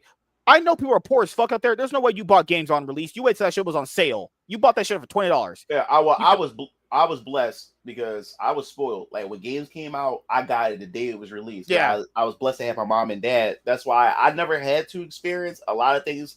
Because now that I have a YouTube community, I have a Discord community, and there's a lot of these guys, a lot of you guys that come in and tell me, say, "Yo, I have to wait until games actually go on sale," or "I have to wait until the console is at the end of its lifespan to buy the console," and stuff like that. I know motherfuckers now that's just now getting the PS4 just now, and stuff like that. And I know people who can't afford games, so that all they do is invest in just emulators. They just emulate all their games, or they just pirate all their games and stuff like that. Me, I don't know what the experience is like because I always got what I wanted. My mom and dad. But it's crazy how these kind of people are that know that they do that. If you want it badly enough, either you could have. It's easy. You could have just saved money. You can save money before these things come out. If you know they're going to come out, you save money. And if you have to get stuff on sale, well, that's just how it is. Like, I don't know what else to really tell that kind of person. It's like, what do you want me to do? Fucking bend over, take it the ass, and get you 5 games myself? No, if you have to wait, you have to wait. It's just how life is. I don't want people want to be like, well, I can't get these games, and they're this price, but you were gonna wait to buy them anyway. So it has no actual effect on you, no matter what. Anyway, you know, I find that weird. Now I'm slowing down. I mean, what happens is as games do get more expensive, I will slow down buying the games because because they're just more expensive. I'm like, yo, what I do like right now, games been costing like $60 to $70, and I will buy these games and don't play them day one. I would just sit it in my backlog and wait. And sometimes it's some games like I said, I had bought the remake to Legend of Zelda Link's Awakening on Nintendo Switch. I bought that. That game's what, 5-6 years old now? Like 5 years old now. Damn. Still in the plastic. I have not opened it. I bought it day one. So now if these games are getting more expensive, I'm definitely going to be like, you know what? I'm not going to buy this because if I spend $80 on this, that's an $80 game that I'm not going to even play right away. You know what I'm saying? So now I'm looking more on the sense of why now I'm just buying games just to buy them and then not even play them right away. You know what I'm saying? Because I got to go through all these other games in my backlog and stuff like that. So now I will be more conservative about how I approach a lot of these games as they go up on price, especially when I know now that I'm buying them and not playing them day one, and I'm not playing them right away. But yeah, like I said before, I'm learning that a lot of you guys wait for discounts. A lot of you guys focus on just playing on emulators. and some of you guys wait into like the game is like 5, like 4, like 2 and 3 years old before actually buying those games and stuff like that. So I would say I was in more of a privileged position growing up. I got whatever console console that dropped, I got day one. My dad would get the console for me and get the console for himself. Because when it came to my dad didn't play that shit. Well, everybody has to share the console. Yeah, same thing, Tommy. Like, people forget Black Friday's a thing where games all be going on. Like, people say, but Nintendo games to go on. Jesus Christ. It's like the good and bad. Yes, Nintendo games barely go on sale, but all the other ones do. Like, hey, sometimes in life, there's going to be good and bad. Like, you know there's going to be sales at some point. Literally, there's sales at every single point during the year. And I know all of you guys have PCs. Instead of having a console now, just saying, PC Master, get that shit Now, as far as PC, it's funny that you mention that. These these next generation consoles, like the rumor is that the next Xbox is going to be like an Xbox, like it's going to have an Xbox operating system. That in the rumor saying that the next Xbox is going to have Epic Game Store and Steam on it and shit like that. Yeah, that's crazy. And now it has me thinking that I think these next consoles are going to be like strictly digital, and if it is going to have physical to it, that they're going to purposely remove the disc drive from it, and that's going to be like an add-on. I think so. I think having a disc drive is just going to be an add-on to the consoles. And at that point, you might as well just get a gaming PC. You might as well just go PC at that point. It does not make any sense. But people who don't even have PCs say stupid shit. They'll be like, but I don't want to use a keyboard. You can literally hook up a controller to it, USB. Are you that fucking? This is what I know why these people talk about gamers this way, because gamers are stupid. You know what? They treat gamers like shit. I'm not excusing that, but there's some things people say that are absolutely stupid. I don't want to play on a keyboard. Cool. Buy a controller, hook it up to your PC. There you go. The only thing about me, I love consoles because when I grew up with consoles, and I love the convenience of consoles. And it's something about a console where, like, when I buy a console, I love when I buy the game physically. I have the box with the console name on it. The console has its own controller and everything. I like how it looks on my shelf and stuff. And every time I try to play on a PC, I just don't have that enthusiasm at all because all my games are digital. It's sitting up in a library and stuff. It doesn't have its own controller. You can plug any controller, which is a cool thing and stuff. But the thing is, it doesn't feel like a console because not only that I'm playing games on my PC, I also edit videos on my PC. I do my taxes on my PC. I watch YouTube on my PC. It's an all around machine. It's not a dedicated gaming machine. It's an all around machine. That's all. I animate my 3D hentai on it. I do everything on it, so it doesn't feel like a dedicated gaming machine. It's an all around machine. So I know it sounds stupid or silly that I'm saying that, but that's how I feel. That's why I will boot up a PC game and then I just turn it off. It just doesn't feel like a gaming machine experience. Yeah, it doesn't feel like a gaming experience to me at all. Like I don't get that. When it comes to that, and like I said, I got a bunch of it feels games. Like streaming with movies. Like when you go on a streaming service and you boot up a movie, it doesn't feel the same when you got to go out to a theater and watch it. The next thing we'll focus on, the last portion of the time of the show, there's a little bit of indie comic drama you got into with Eric July a while ago. Oh yeah, we can talk about that. So what happened with that? So people don't remember, this was when you had the whole misprint thing with it was Bloodroot. All right. So, first of all, it all started when Sturgis, a Renowned Zero, I think he was going back and forth with somebody from Comicsgate. I can't remember who it was. I think he praised you in the retweet. No, I have no problem with that. I have no problem with that.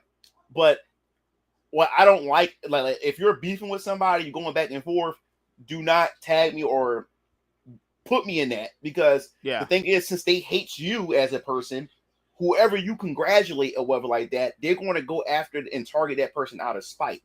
Or like I said, Frog Tony was talking shit about me, and I had nothing to do with anything. He was shitting on my VK comic and stuff like that, and all because Sturgis was talking about Eric July, and then he mentioned me and showed VK on this is when my Kickstarter was campaign had just ended and stuff. And because one of my subscribers had sent me the video, and he was talking shit to Comicsgate, the members of the Comicsgate, and then he threw me in it again. So then Frog Tony and everybody on their stream started talking shit. Oh, that book is going VK gonna be ass, it like dog shit and all this other type of stuff. And now I'm getting slammed.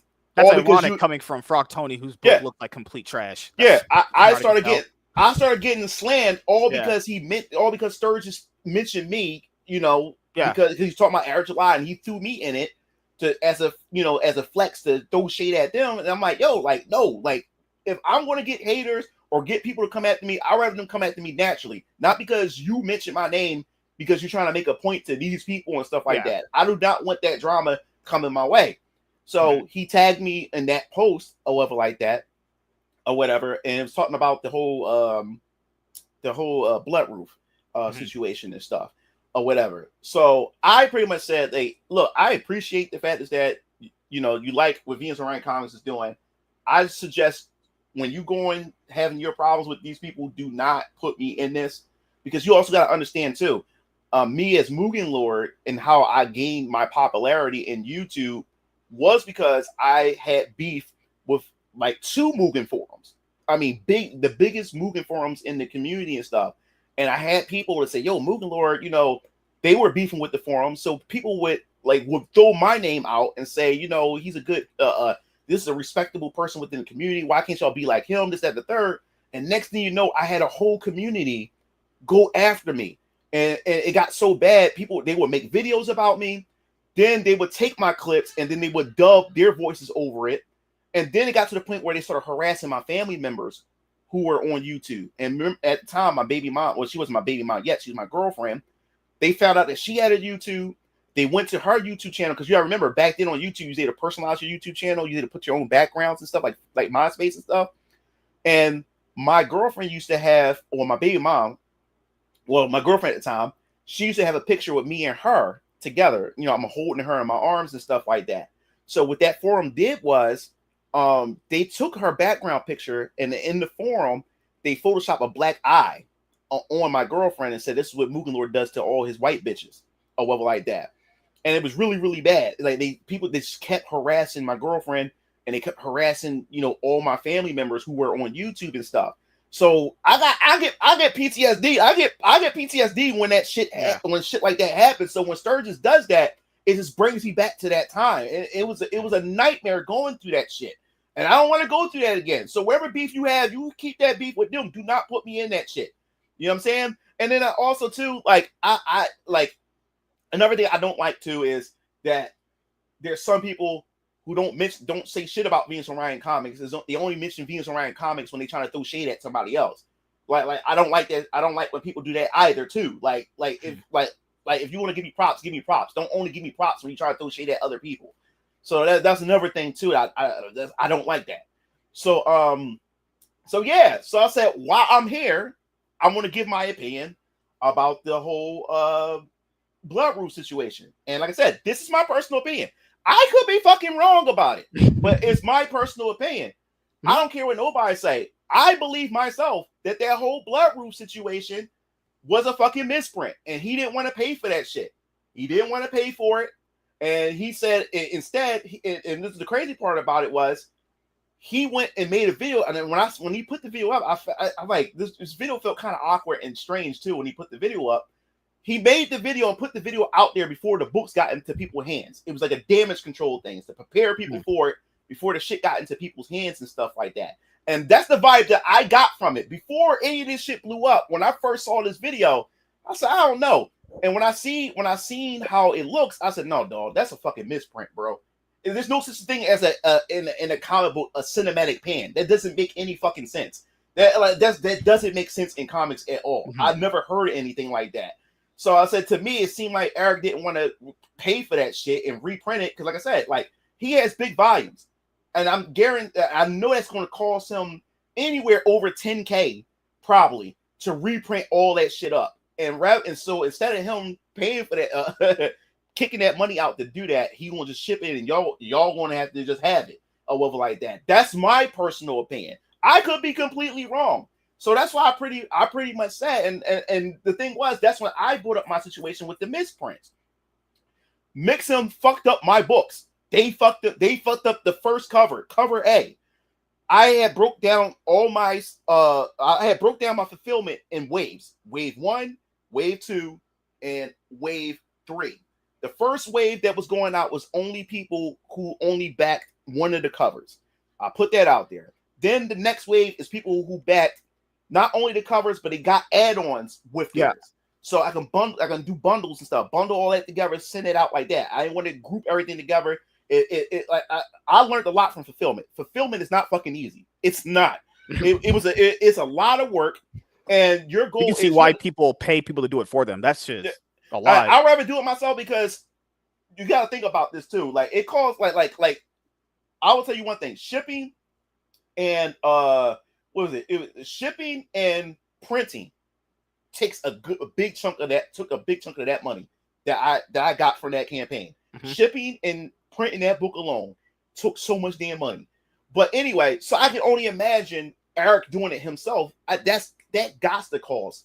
That has to cost him some money and stuff like that. So Mixem fucked it up. So what happened was how I found out it was fucked up was when I sent the first wave out, and I thank God that my brother Keo and Strike, they said we can't do wave 2 until because they have other obligations. They have a job. They have a a 9 to 5 too as well. So they said, yeah, bro, we ain't gonna be able to do the next fulfillment until we get off on the weekends and stuff. So that's cool. People want to just wait until because my goal was I was going to once wave 1 go out right away, wave 2. But my brother said no, we're going to have to wait till the weekend because we got to go to work and stuff like that. So no, I said that's cool.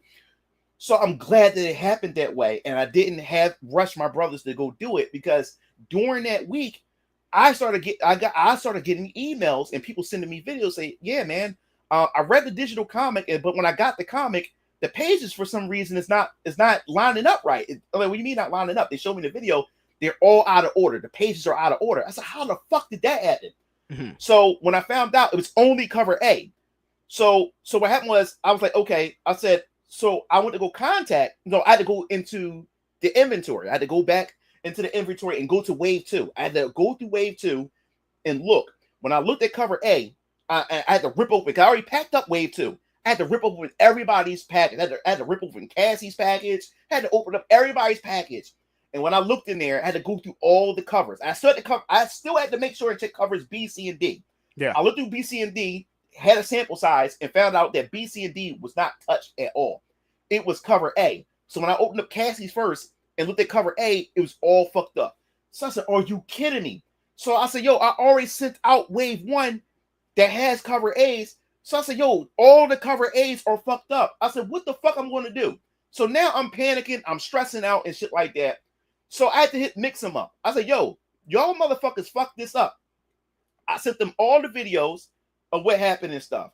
I said, yo, y'all going to have to do something.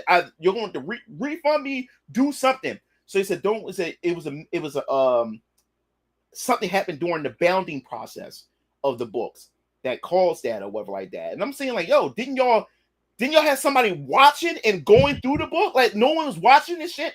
And I have a feeling. So I told my artist what happened. Now my artist is upset and she's panicking. So she started doing some research. So she found some Reddit posts of people complaining about Mixem. Now they found out that when Mixem gets high volume of orders, this is where they start fucking up the books when they get high volume. And this is my theory. I believe the more books that the bigger the volume, less people look at the book. They probably press that print machine, walk off somewhere, and then time to put the book together and don't flick through the pages because it's too many books to look through. So then you got lazy motherfuckers and people not doing their job, and that's what causes this problem and shit like that.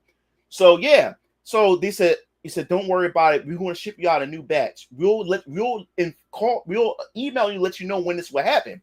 I said, what do you mean? That could mean any time. Like I promise to get these books out on time. And the thing about me, I'm a person when I believe in when it comes to me, my word is my bond. If I say I'm going to do something, then I'm going to fucking do it. If I say your books is coming on time, your books is going to come on time. So I don't like to be made into a liar. Like my word is everything. And that's the thing that I fight with myself. I'm very hard on myself when I feel as though that I didn't follow through the way I thought I should follow through on certain things. So now I'm stressing out because now I said, yo, it's going to make me look like a liar. This is embarrassing. You know, I talked all this shit about having books on time, and I'm I'm doing this and doing that, and then this shit happens to me. So now I'm gonna have to eat humble pie here. I'm gonna have to go out to my audience and tell people that, yo, I fucked up. Makes them fucked up, but it's still my fault because it's still my responsibility because y'all trust y'all money. Y'all gave the money to me. You know what I'm saying? So I had to go on social media. I had to humble myself. I said, yo, guys, I fucked up. Mixum fucked up the books. And I promise I'll make this right any way possible. So I will have to halt wave 2 and wave 3 to make this right. So now I'm upset because now I don't know when they're going to send me these books. So what happened was I said, all right, check my inventory for my website, my online store. So what happened was I went to my online store stash because I ordered that stash at a different date compared to the Kickstarter stash. Yeah. So what happened was I went to my online inventory, like I checked that, those cover A's, they were all perfect. So what I did was I sacrificed my online store inventory and gave it to my backers instead. So I hit them up. I said, yo, guys, there's going to be no delay. I'm going to give you guys my website inventory. And then whenever Mixum come back and give me what they fucked up, then I will replace that. I will restore my internet, my online store inventory with that. So no, there's not going to be any delay. So I'm going to reship. Now the thing that pissed me off was I had to repay. I had to repay for shipping because now I have to reship cover A's back out. I have to reship that, so that dug more into my money again. I told you before, shipping costs a lot of, it adds up. That costs a lot of money. So now I have to repay again for all the cover A's. And also remind you, I was surprised. I had a lot of international motherfuckers. I had motherfuckers from Japan. I had motherfuckers from the Netherlands. I had people from all over the world that wanted this book. So since it was international, man, them shipping fees was ridiculous. Yeah, that's why when people don't understand, like when YouTubers have giveaways, that's why they specifically say only Canada and USA. Yeah, dude, it was ridiculous. So so I had to, and I was so angry because it was not fair. Y'all fucked up, and I have to pay for this. So I was like, all right, guys. So I went to Cassie's, went back to Cassie's package, took that cover A out, put my store inventory cover A in there. And I had to go through all the wave 2 and put all new cover A's in there and then repack those up. And then I was able to ship those out on time. While at the same time, I told people. So then when I found out and looked in there or whatever like that, it was a random batch. Some within that batch of cover A's weren't fucked up. You had some that were fucked up and you had some that wasn't fucked up. So now it's a matter of, damn, do I send all these cover A's out or should I wait and hear from people? So I was like, okay. So I was waiting for more people to contact me. So as more people started contacting me, then I was sort of shipping the cover A's out to people and stuff. Because some people didn't have a messed up cover A. Some people did. So it was like a random. Like if you was that poor soul that got that one, you had to contact me and stuff. So I sent out a massive email to everybody and said, yo, if you got a fucked up cover A, like a misprint on cover A where the pages are mismatched, please get in contact with me right away so I can reship this out to you. So I handled that. I put that out there on the tweet and stuff. And my God, bro, I would say this, man. When it comes to Commentsgate and it comes to the Rippaverse, dude, like when it comes to both sides, you are not allowed to criticize either that side or whatever. Any form of criticism or praise. If you praise Eric July, then Commentsgate will say you're a dick rider, you're Eric July ripatard, this, that, and the other. They called me a moon cricket. Yeah, but if you criticize Eric July, then you're a hater. You're all kinds of other things and stuff like that. So there's a lot of toxicity comes from both sides. You can't, and so that's why I noticed that when it comes to like Rippaverse reviews and stuff, it took me a minute. I didn't get into the Rippaverse until Yara. Like I said, I bought Yara, I bought Horseman, and I bought Gooding. I didn't like Yara. I did. Gooding started off good, then it fell off because of pacing and stuff like that. It fell off near the end. Yeah. But out of all of them, I liked the Horseman, and I got the Ripper Horseman was very good. Yeah, it was Yeah, very I good. like the Horseman. I'm gonna follow through on the Horseman. I like the Horseman. Yeah, But Yaira number one was it was crazy because we had to wait for that one for so long, and we finally got it. I thought that because I only read the first 6 initial books, like I saw 1, 2, Alpha Core, Yaira, Bloodruth, Horseman, and Good Ink. Out of all the first initial 6 books, Yaira is the worst one. It's not to say it's unreadable trash. No. It's not unreadable, but it's just not good. It's just not good at all. It was not that good. And how Yeah. I know when it wasn't good, I use my daughter's like a parameter to me. Like my daughter, even though she's my daughter, she's like me. She's very blunt, and even though I'm her father, she will tell me the truth when it comes to like critiquing certain things. Because sometimes I let her look at my YouTube videos, or I share my script with her and stuff like that. And my daughter really gives harsh criticism. So my daughter, she just started reading comics because she like to do things that I do. So when I got an indie comics that I read, she likes to read them as well. So like she's been keeping up with the Rippaverse too with me and stuff. So she was kind of excited, and when she saw Yaira, she was really like, "Yo, I really want to see read the Yaira book and stuff when it come out." Like, Dad, you going to get the Yaira? So when Yaira came out and I bought it and I surprised her with it, she was like, "Oh, snap!" Like, so after I read it and stuff, I gave it to my daughter, and then she sat down beside me, and she read the first couple of pages and she gave it back to me. And I was like, "What, you done?" She said, "This shit trash." She's like, "My daughter said this is trash." I was like, "What?" I'm like, "What? Like, are you serious?" And yeah, I said, "I don't like. I said, this is not good." It's crazy because you could argue ISOM 1 and 2 are better than Yaira, and I met Jen. I like Jen a lot. She was a very soft lady when I hugged her. My God, I had a feeling that way. But I was like, "Hey, I like these girls a lot," but Yaira number one was lacking in a lot of narrative flow. The narrative was bad. The villains all stunk. The art was good. That's my problem was the villains. Like, I was really interested to want to know like the backstory of the villains, like really know about them, because when they came to look for Yaira and stuff, that queen had a hard on for her. She wanted to get her bad, and this was a perfect time to explain why. Like they gave us like. They kept calling her a traitor and stuff, and I thought they was going to give us a deep dive into the world where Yaira come from to let us know why Yaira is a traitor and what did she do in that other dimension where she came from to why they wanted to get her that bad. And then when she met that bug guy, she said, "I didn't expect you to be among them and stuff, my dear friend." I'm like, so she knows him. So like, can we get some like background of their relationship, how she know that creature and shit like that? Got none of that. They was just like cookie cutter villains. They was just evil villains, and it was kind of like they just dropped the ball with that. It was disappointing. But yeah, I let my daughter read it, and she went through a couple pages. She gave it back to me. She was like, "I'm disappointed. Like, this is trash." I was like, "Oh, excuse me." But yeah, but as I was saying, I like the Horseman. I'm definitely gonna follow up on Horseman. But anyway, so yeah, so like I said, in my personal opinion, I think Eric July. I think whoever he has doing his printing are not doing their job well, and they fucked it up or whatever like that with the Bloodruth, because I don't care what nobody says. That was not a creative decision or whatever like that. There's no such thing as panning and making a cinematic pan in comic books. It just doesn't make sense. Never heard of that before. And I think, in my personal opinion, that he made it was an oopsie, and he didn't want to take that hit. And he came out in the damage control and say, "Hey, it was a creative decision, this, that, and third." So he wouldn't have to reprint and pay and fork out extra money. That's my personal opinion. I could be wrong, but that's my personal opinion. And all you can do is take Eric's word for it. Yeah. But like I said before, I like, now that I'm in this sphere of indie comics, seeing how comics are made and stuff like that, and going through the process of it and all this other type of stuff, I'm starting to get the knowledge of this, and I'm like, no, man, that's a misprint, bro. And then what do you know?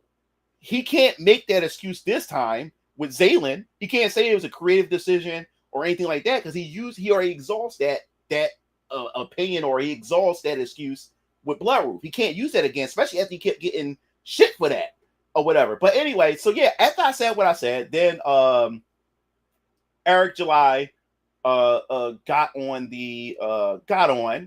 or whatever, and me and him had a back and forth. And that's when he said that You know, It like was weird that people had thought immediately you were going to turn into some like EVS 2.0, and it's like, no, what? no, That's just crazy. Someone yeah, having a disagreement with someone means that they're just going to come EVS. That's a reach. yeah, and it's the thing. I watch both Rippaverse like content, and I watch EVS stuff too. I watch both. Like I'm not picking a side and stuff like that. Mhm. But I'm allowed to have a disagreement. Just because I'm disagreeing with Eric doesn't mean I hate the man. Yeah. I respect him as a businessman. He does he's doing what he's doing. Like I props off to him or whatever like that. So I want people to get that twisted or whatever like that. I'm allowed to disagree with this man. Just because I disagree with him doesn't mean I'm on the other camp too. And just because I disagree with Eva Van Sciver in that camp doesn't mean that I'm just totally on the other camp either. You know what I'm saying? I'm allowed to have disagreement with people and stuff like that. But I think the only thing that rubbed me the wrong way with Eric July was the fact is that he said, he said that I'm surprised, like, you would make this comment about, the whole thing with his book and all this other type of stuff. And he said, yo, I supported, I always supported you. I'm like, always supported me. I know this dude, he's saying always supported me, like we homies and shit, like he always had my back and shit like that. Like, nigga, I don't like what you supported me with? Like, what are you talking about? And so I said, supported me. What have you supported me on? I said, bro, the only time you say you congratulated me with Venus and Ryan Collins because I paid you a super chat and I asked you about your next book. Other than that, you never once. And the thing is, how I know that Eric lurks on people's podcasts to see who's talking about him. He when I sent him that super chat on one of his chats, he said, "Oh, yo, what's up, Mugen Lord?" And the thing was, he didn't really answer my question. He heard me clicked off because in the chat, everybody said, "Oh shit, it's Mugen Lord." Yeah, yo, Mugen Lord is in the ever. He and like I said, most of the super chats, like he would sit there and linger and talk and go through and stuff. So when I sent him to it, he just got off of it right away. He didn't linger on it. He just moved off it and brushed it off or whatever like that. So I was like somebody, when did he ever? And like I said, he said, "Yo, Mugen Lord, what's up?" Said in third, I saw you on Renowned Zero's podcast and stuff. Like, cool, you doing your thing and stuff like that. So when I mentioned that to Sturgis said, "Oh, Eric July was there." I said, so it let me know that he lurks or like that. So that means you was on Sturgis podcast lurking, and when I was talking about Venus and Ryan comics, you didn't once come in to comment or talk or mention anything or whatever like that. So I was like, cool. So the only reason why you congratulated me was because I gave you money. So other than that, then he started doing like I said, Eric July and all of us are all in the same circles. Like what's the Vaughn? I was like Vaughn Coleman, or whatever like that. So what happened was when he started doing his shout out videos to indie comics, upcoming indie comic artists, creators and stuff, he mentioned everybody in the same circle that I am but me. I was like, wait, okay. And the thing is, like, he don't owe me anything. Like I made this clear. I said, Eric, you don't owe me anything. But don't say as you support me and shit, or as you always supported me when you never did. And then another thing was when the campaign started and stuff, like I said, I don't expect Eric to tweet out my stuff. I don't expect him to do that or whatever. But the thing was, when I had my campaign for VK and I put the video up and everything, everybody was tagging in on it and stuff like that. LG tagged Eric July, my campaign video and stuff like that. He didn't respond to it. What he did was he reposted. And there's a difference between a repost. When you repost, it's just a repost or whatever like that. But when you do a quote tweet, normally when you do a quote tweet, you always follow it up with something. You always talk about whatever you're quoting or whatever like that. So he didn't quote tweet it because normally when I quote tweet somebody's work or whatever like that, like Vaughn, every time I did his Phenomenova, when I do a quote tweet of his post, I say, "Yo, you really need to go check out my man, Vaughn Coleman, this, that, and the third. He got a campaign. Go check him out." But when Eric July did my post, he didn't quote tweet. He just reposted. He didn't say, "Yo, like here it is. Go check out my boy Mugen Lord." He just put it on his page. Now Eric July posts all the time, which means my shit. That means my shit will just get dragged, and you won't see it or whatever like that. So I said, so him reposting it, that's not helped me. He didn't even mention to his audience that, yo, check out Mugen Lord. Mugen Lord got this, that, and the third. No, he only reposted because LG tagged him in it. If LG didn't tag him or whatever like that, and I know that Eric July looks at my post because he follows me too. So I know he looks at my post because every once in a while he will leave a comment. So he knew that I had my VK thing on there. He said nothing. And the only reason why he did the repost because LG did. Because that puts him on the spot. Because if LG say, yo, Eric, look at this, and he don't look at it, people going to question, like, yo, why are you not looking at Mugen Lord's shit and whatever like that? So he has no choice but to do it or whatever. But he reposted it but said nothing. He didn't say, yo, check out Mugen Lord doing this thing or a spotlight. He didn't do none of that shit. So when he said that, yo, I always support you, no, the fuck you didn't, bro. Don't say that. Don't say that you always support me because you did. And I don't expect you to because you don't owe me shit. You don't. You know what I'm saying? You don't owe me nothing. But don't say that you always supported me because you never did. You know what I'm saying? So that's the only thing that rubbed me the wrong way when Eric said that. But other than that, I have nothing against him. Like I have nothing to get him. I don't hate the dude. Like I don't like. Come on, I'm doing my own thing. He's doing his own thing. So what? But yeah. So people thought it was doom and gloom.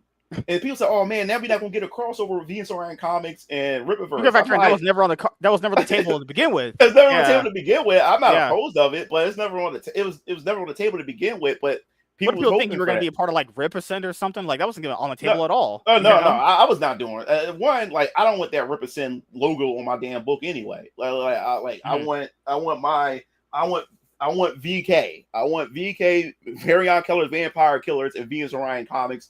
I don't want no big ass Ripperson logo on my book. It's my brand. You know what I'm saying? So because people can ask me, like, do Ripperson. I'm like, I'm not doing Ripperson. Like, I'm gonna do this fulfillment. I'm gonna publish this shit. Yeah, keep in mind, even if you did ask, there's a reason why Eric has people on Ripperson that have a lot of where you can basically have the goal of a campaign at 60K. Like if you're average, if he needs the average goal for your campaign to hit is like 50K. Yeah. Not, let's be honest, like 80% of people in the space we're talking about ain't hitting that. That's just not possible. You know? No. So you wouldn't have been considered anyway based off the amount of money your campaigns can pull in anyway. That's no shot to you, but that's just how business works. I know. Yeah. But the average person doesn't fucking know that shit. They just, oh well, my free guys have a crossover. It's like, guys, you guys are fucking naive as hell. But it's okay. No, I know, but I respect it because I do respect it when people think that because it goes to show that there's people in my camp that think highly of my brand, Venus Orion Comics, because every time I do talk about Venus Orion Comics, people always say like, yo, man, when I first showed the first trailer, people say, yo, this is some crazy shit. Like I want to see what you and Rippaverse can do together and shit like that. Every time people see Venus Orion Comics, they always mention Mugen Lord and Eric July in the same sentence. I think that's pretty cool and stuff like that. Yeah. So people be looking like, yo, man, I like to see a crossover between y'all two, man, because you my favorite YouTuber. You a cool dude. Eric July is a cool dude. I like to see y'all two do things. You know what I'm saying? I already got people I also got people in my audience when I do my Venus Orion Comics streams and stuff. People we already doing like, yo, who will win in the fight? Hezekiah Draven and and the Ice Arm and all kinds of stuff like that. People see stuff like that and already putting my stuff like there. You know what I'm saying? And I just started and stuff. So I like that. I think that's a compliment. You know what I'm saying? Yeah. So for people to be disappointed and think that, hey, there may not be a chance, it was never on the table for one, but I wouldn't be opposed of it if something like that ever happened at Venus Orion Comics, because I do have faith Venus Orion Comics keep in mind, just because people have disagreements doesn't mean they hate each other. That's some shit this is the worst thing that's ever happened with people as far as discourse. They think someone having a disagreement just automatically means that person hates. It's like, you guys, that's so dramatic. That's what women do. It's so over dramatic and so childish to think that just because we have a simple disagreement, that must mean that automatically I just hate everything about you. That is so childish. Yeah, man. And that just is what it is. But then you move on with it. You don't. It's over. Yeah. But man.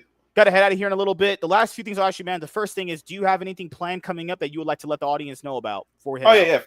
First, I just want to mention that I will be at Liberty Comic Con. That's in King of Prussia in August. Can't remember the exact date because my brothers and them they do all the listings and stuff. So I'll go to them and ask for the date and stuff. So if you happen to be in that area or you live close by or whatever, you want to come see me, come check me out. I had my first successful convention as Venus Orion Comics last weekend at GeekdomCon 2025. I was actually sold quite a few books there as well. Got people on my email list for Venus Orion Comics. Definitely check out VenusOrionComics.com. Put that in the comics.com. VenusOrionComics.com. You can go there. It's not, you don't just go there just to buy my stuff. I have a lot of interactable things. I got news, I got updates. I got my Paragons of Fate, which is my characters. What they're called. They're called Paragons of Fate. They got their profiles. You can go there, like, and I update it monthly with new characters and stuff. So right now there's a total of 9 characters. This month was bios, yep. Yeah. This is June. So my first new update, I put Detective Bertelli on there. So she's character 9 on there. So you can get her background and her information and get a chance to know her as a person and as a character and stuff like that. So you can go check that out. But if you want to get a copy of Variant Killers, Vampire Killers, cover A, you can get it from the store itself. Now it costs $16 on the store plus shipping. Now I know the price could be a bit hefty, but you have to understand the reason why I have to make a profit or something, because here's the thing. This is a high quality book. I went with gloss.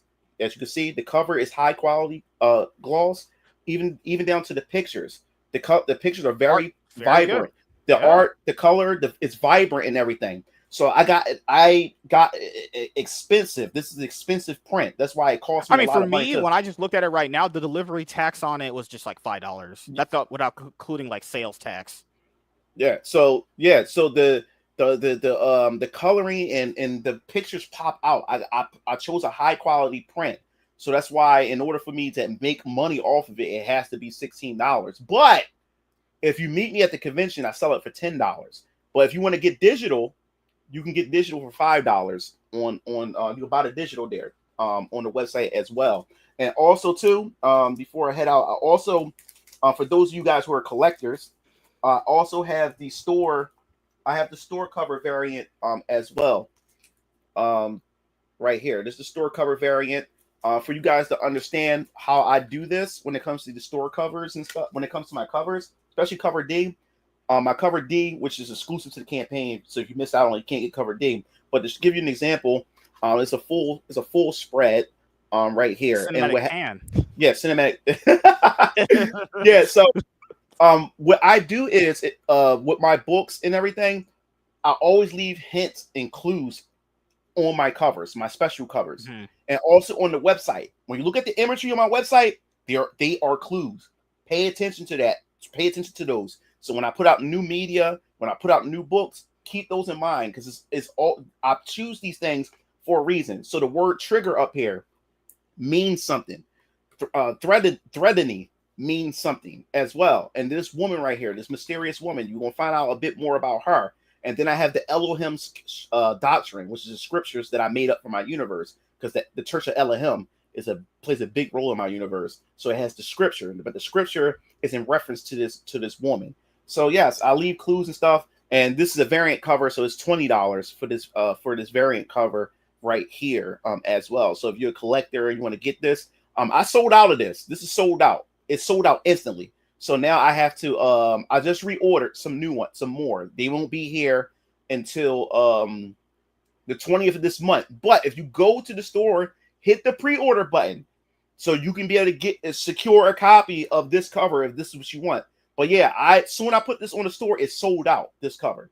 So definitely if you're trying to get this, go to the website, go to the store, and hit the pre-order button. I got people already pre-ordering it already. So if you're trying to get this cover, check it out. But as far as content on YouTube is concerned, I'll be talking about Final Fantasy Tactics on Monday, the remaster. And are you going to do a Switch 2 review when you open it? Yeah. Okay. I would also do that too, as well. I'll be working on that. That'll probably be up next week or something like that. And I'll be talking about the Marvel Tokon Fighting Souls. I already put my reaction up already, but I'll be doing a video talking about it next week as well. So as far as my hentai content is concerned, you can go check out my Twitter. I have the Twitter as well. Matter of fact, I'll give you I can give you my 3D Hentai Beauties Twitter. You can go for people to check out. I have a clip store and everything. I have released a Zero Suit Samus hentai. It was like a Fuda female video as well. Then I did a Lady D from the vampire chick from Resident Evil 8. I dropped that video as well. So if you guys want to check that stuff out, you can go to the Patreon, or you can purchase my stuff at the clip stores as well. So yeah, you can put that link up if you're interested and stuff. So stop making me wait on VK chapter Yeah. 2. Yeah. It's in. We'll be working on it this summer. By August, because there's some other things that I have to. Me and my artists are drawing up before we get into the development and stuff. And also too, VK uses 3D assets. My artist, she's an architect, so she makes all her assets from scratch. So there's certain things that she makes from scratch as far as buildings and stuff like that, and then she gives it a comic book look. So she's building up the assets right now, because there's going to be one part in chapter 2 where Yeah, if people don't know your universe, if you look at the website, there's a whole built out cyberpunk kind of universe there. So that's going to require some 3D assets there. Yeah, a whole lot. Obsession with people. I don't want 3D in book. Well, fuck. Well, who cares? The fuck with you want. Manga is common in manga. So yeah, that's what I'm going for anyway in my book. So it's not really a big deal. But yeah, she's working on some 3D assets right now. Because there's going to be one scene where Hezekiah, not to spoil, but he's going to have to avoid after what happened at the end of the book. He has to avoid the police or whatever like that. So he has to get the Club Jezebel. So the only way to get there to avoid scanners and stuff like that, he's going to have to go through this terminal that's underground. So right now, my artist Jessica, she's building that terminal, that underground terminal that Hezekiah has to go through in order to bypass the checkpoints, so he can get to Center City, Neodelphia, to get the Club Jezebel. So yes, that takes some time. So by the time we get those assets done, then we can start the development of the book. So anything the latest will be starting in September, at the latest. But you will be getting character reveals for chapter 2. God damn. I think I'll be doing that this month. I did say this June already. Fuck yeah, I promise that. So yeah. So you'll be getting a character reveal. You'll be getting the first character. Yeah, you'll be getting the first character reveal this month. And the characters that I'm revealing are characters that's going to appear in chapter 2. So you will get that first character reveal this month. So stay tuned. I forgot it's June already. I promise. I promise that in March. I promise that in March. And I'm here already. Shit. So yeah, I'll be working on that reveal video for that character. So stay tuned. So last thing I'll ask you, Matt, is do you have any shout outs you want to give to anyone in particular, or anything else you want to say before we head out? I mean, just shout out to my audience, man. Like I said, I love the Mugen TV community. I love the Venus and Ryan community, man. Like you guys are like family. You know, I look forward to talking to you guys every time I get online. I always see the usual suspects. They always come in the chat first. That we could chat it up and stuff like that. You know what I'm saying? You're like a family far away from home. You know what I'm saying? That I connect with, that I bond with. And I never have any issues with you guys. Even when we disagree, it's never anything critical or whatever like that. You know what I'm saying? And I think your audience is also a reflection of who the content creator is. You know what I'm saying? And I think that's what it has a lot to do with it. I attract people who have similar vibes, that I have. And stuff like that. I think that's why we all get along with one another and everything. So yeah, shout outs to them. Shout outs to you too, man. Like I always appreciate you having me on here as well. Anytime, man. Yeah. And shout outs to Cassie. Shout out to my boy Leon. Shout out to Vaughn Coleman. And I met that guy. He is for sure white. Yep. Yeah. Shout out to the Phoenix Press. Shout out to everybody who even Katie did. Because Katie didn't even have to put me on her platform, but she always invites me on as well.